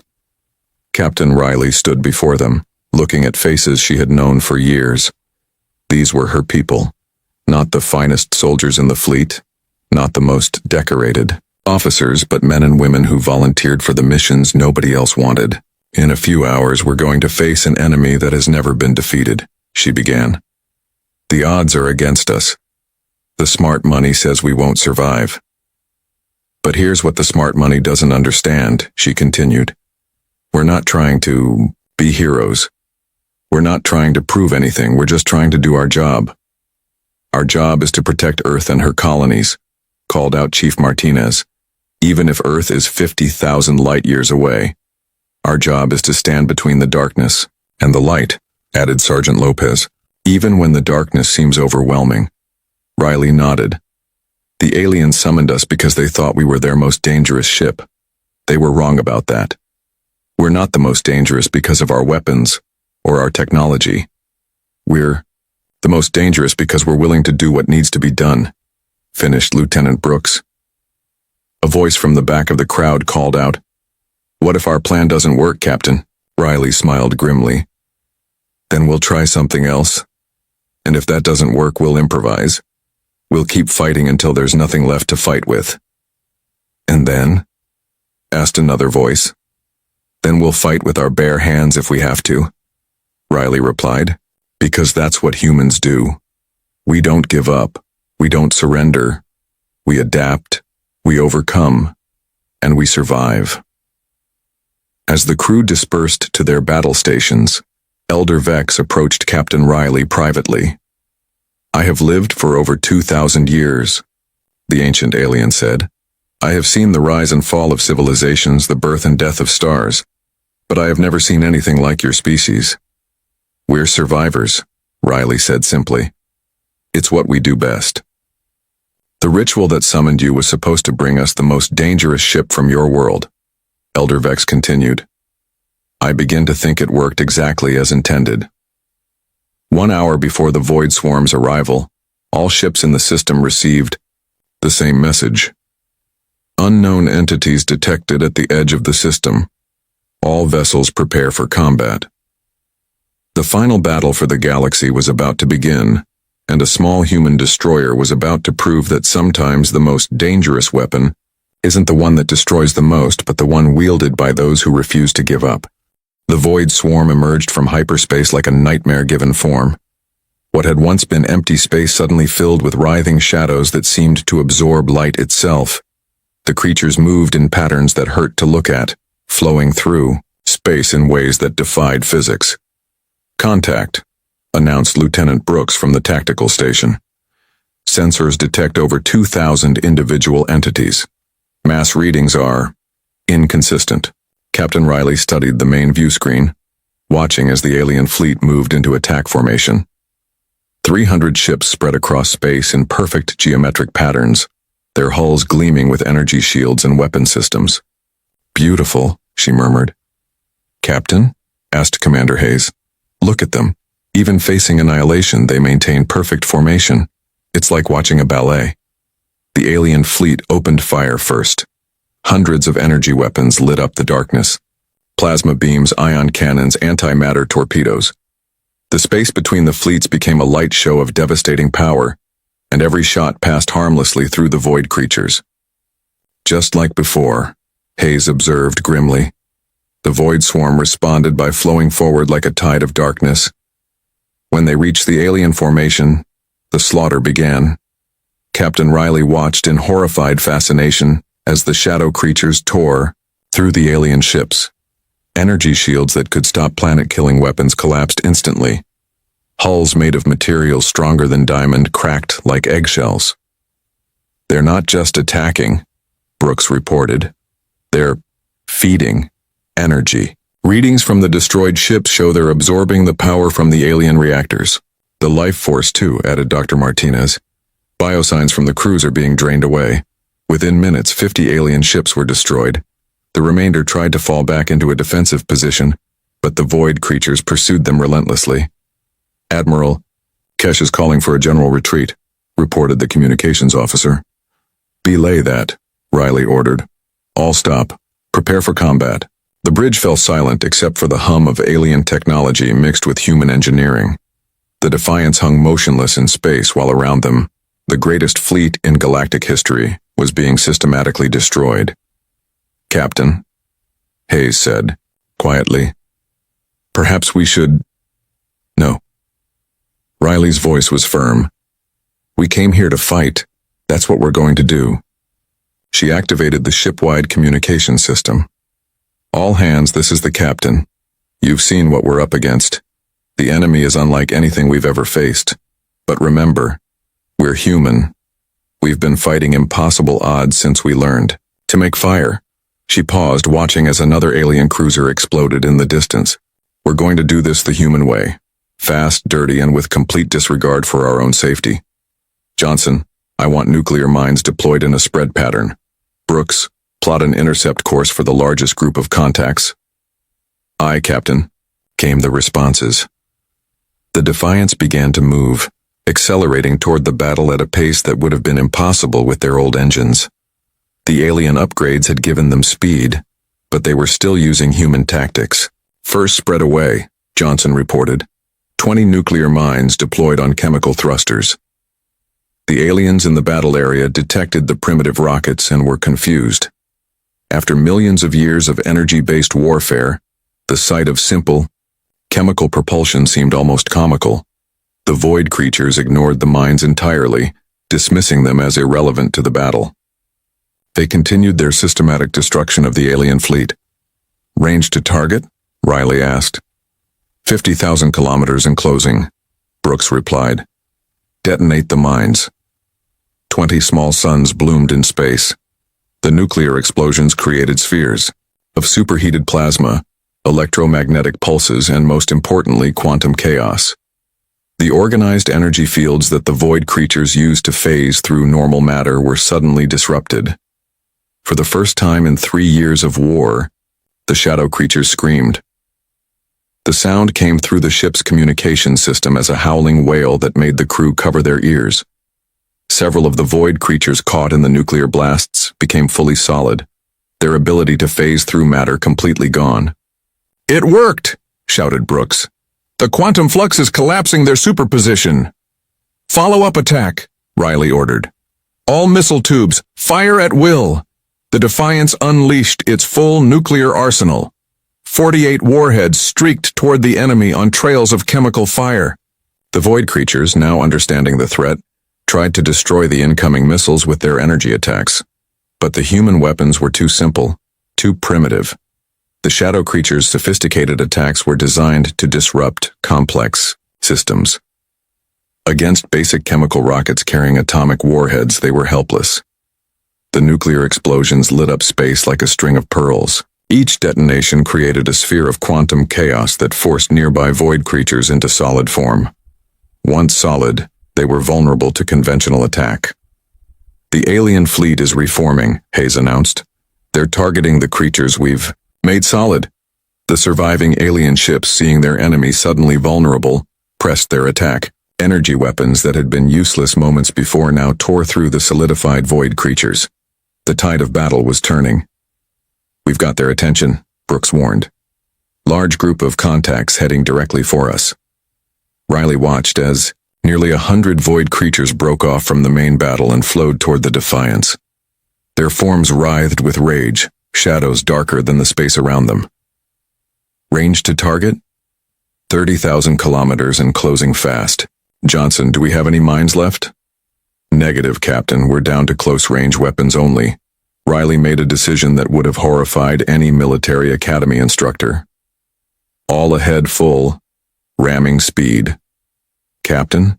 Hayes sounded uncertain. "You heard me. Take us right into the middle of them." The Defiance accelerated toward the oncoming swarm of shadow creatures. The aliens watching from their damaged ships couldn't believe what they were seeing.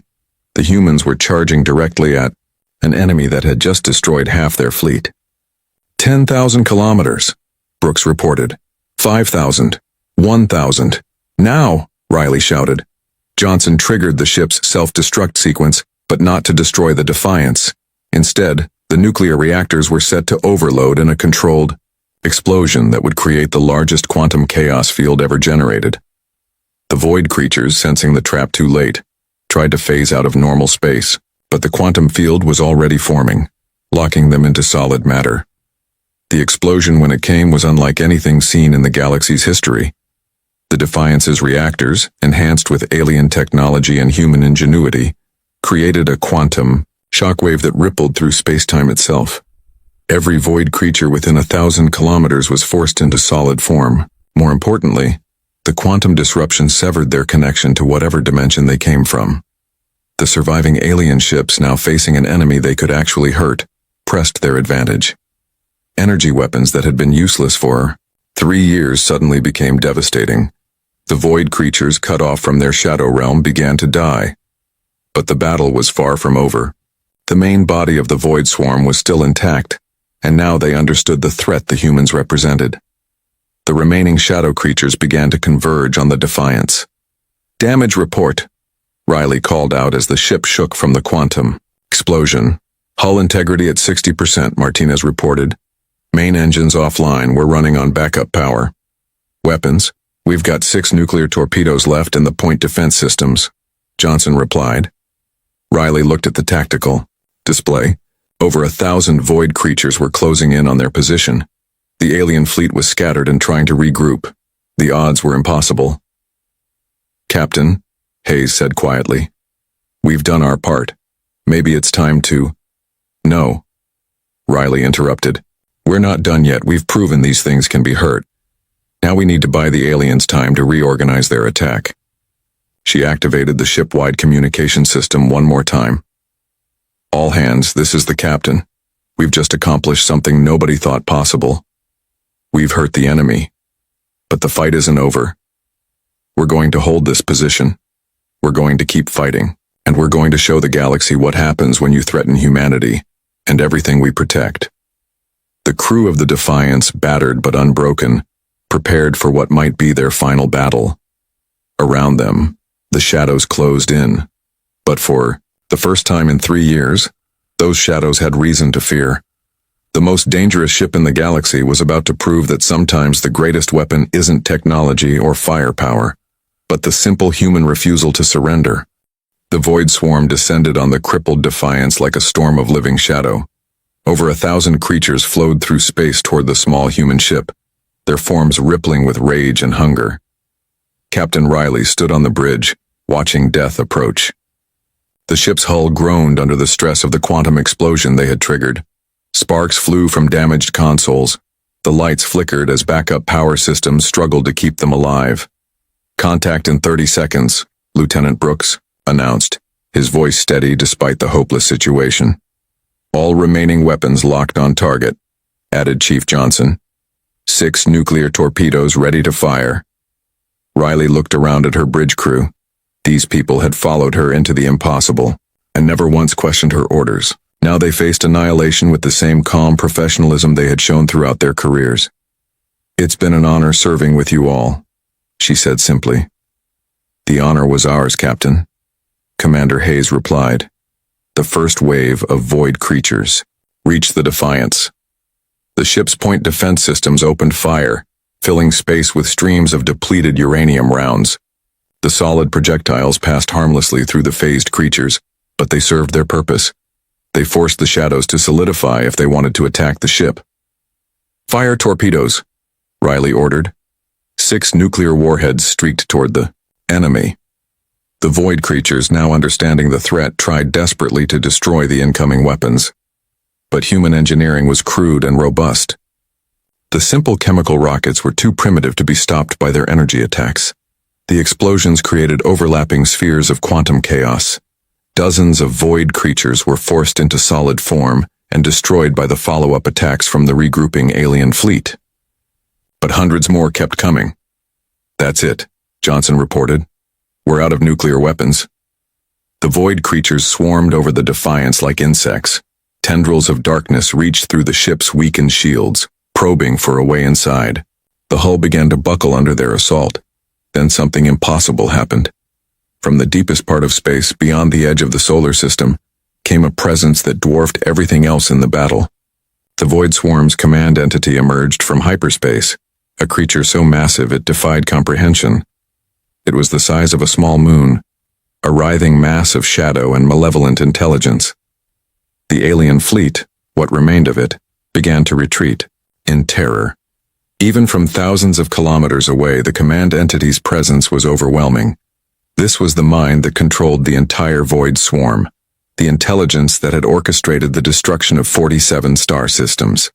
"New contact bearing 007, Brooks reported, his voice shaking. "Mass readings are—" "Captain, that thing is bigger than most asteroids." The command entity's arrival changed everything. The smaller void creatures attacking the Defiance suddenly stopped their assault and began flowing toward their master. Within minutes, the entire swarm had reformed around the massive creature.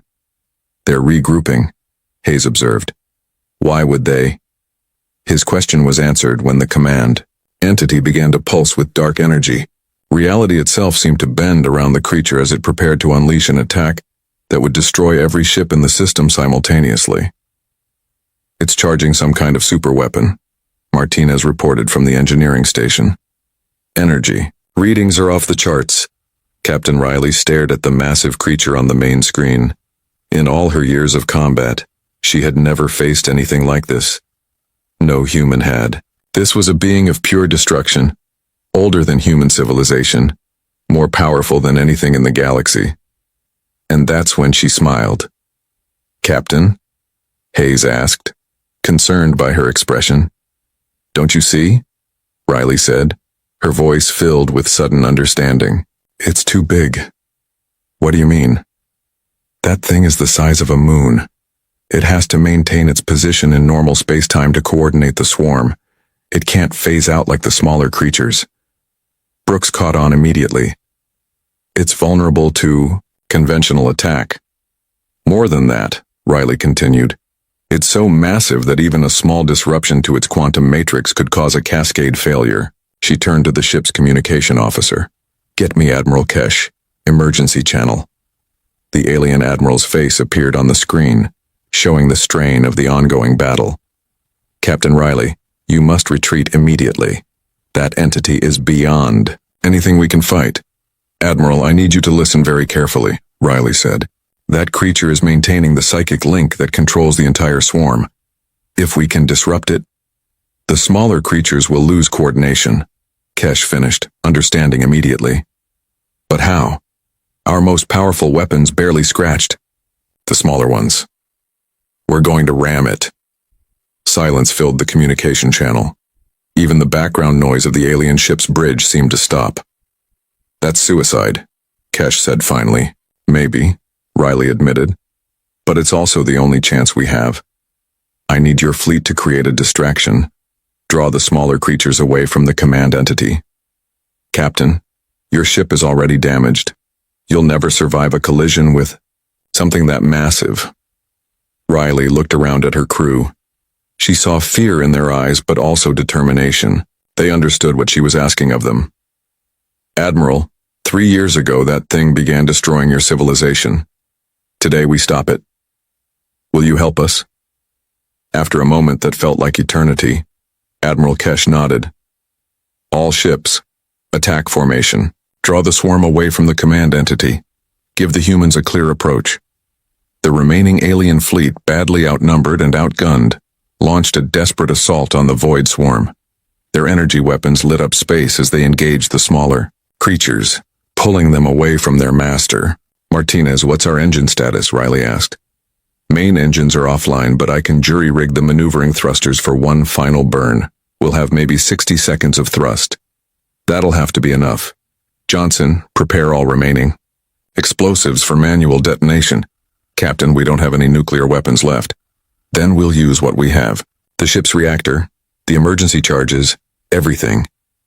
Turn the entire Defiance into one giant bomb." As the crew prepared for their final mission, Dr. Kim approached the captain. "Riley, there's something you should know. I've been studying the quantum readings from our previous attacks." "What is it?" "The command entity isn't just controlling the swarm, it's also maintaining the dimensional gateway that allows them to exist in our reality. If we can destabilize its quantum matrix, we could send the entire swarm back to whatever dimension they came from," Riley finished. "It's possible, but the explosion would have to occur at exactly the right moment, in exactly the right place." Riley nodded grimly. "Then we better not miss." The Defiance began its final approach. The battered destroyer limped through space on failing engines, heading directly toward the massive command entity. The creature, focused on charging its superweapon, didn't notice the small ship until it was too late.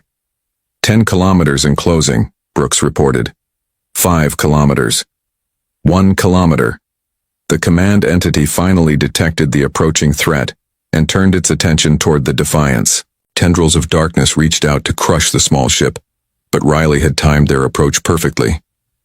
The alien fleet's distraction had worked. Most of the smaller creatures were engaged elsewhere. "Now!" Riley shouted. Martinez triggered the reactor overload. Johnson detonated every explosive charge on the ship. The Defiance, enhanced with alien technology and human determination, became a weapon unlike anything the galaxy had ever seen. The explosion tore a hole in space-time itself. The command entity, caught in the quantum cascade, let out a scream that echoed across dimensions. Its massive form began to collapse as the dimensional gateway destabilized. One by one, the smaller void creatures throughout the system began to fade away, pulled back to their shadow dimension, as the psychic link that sustained them was severed. Within moments, the entire swarm had vanished. The war was over. In the aftermath, as rescue ships searched for survivors from the Defiance, High Counselor Valdris stood in the council chambers, staring at a holographic display showing the empty space where the void swarm had been. 200 humans, he said quietly to Elder Vex. 200 beings from a primitive world saved our entire civilization. Perhaps, Elder Vex replied, we need to reconsider what we mean by primitive. 3 days later, the few survivors from the Defiance were recovered from an escape pod. Captain Riley, badly injured but alive, was brought before the Council of Worlds. How? Asked Valdris. How did you know your plan would work? Riley, bandaged and exhausted, managed a small smile. We didn't, but that's never stopped humans before. Sometimes the most dangerous thing you can do is be willing to try something that no rational being would attempt. The galaxy was safe. The void swarm was gone. And somewhere in the records of the Council of Worlds, a new entry was made. The most dangerous ship in the galaxy is not the one with the biggest guns or the strongest armor. It is the one crewed by beings who refuse to accept that anything is impossible. Humanity had saved the galaxy not through superior technology, but through the simple willingness to do what needed to be done, no matter the cost.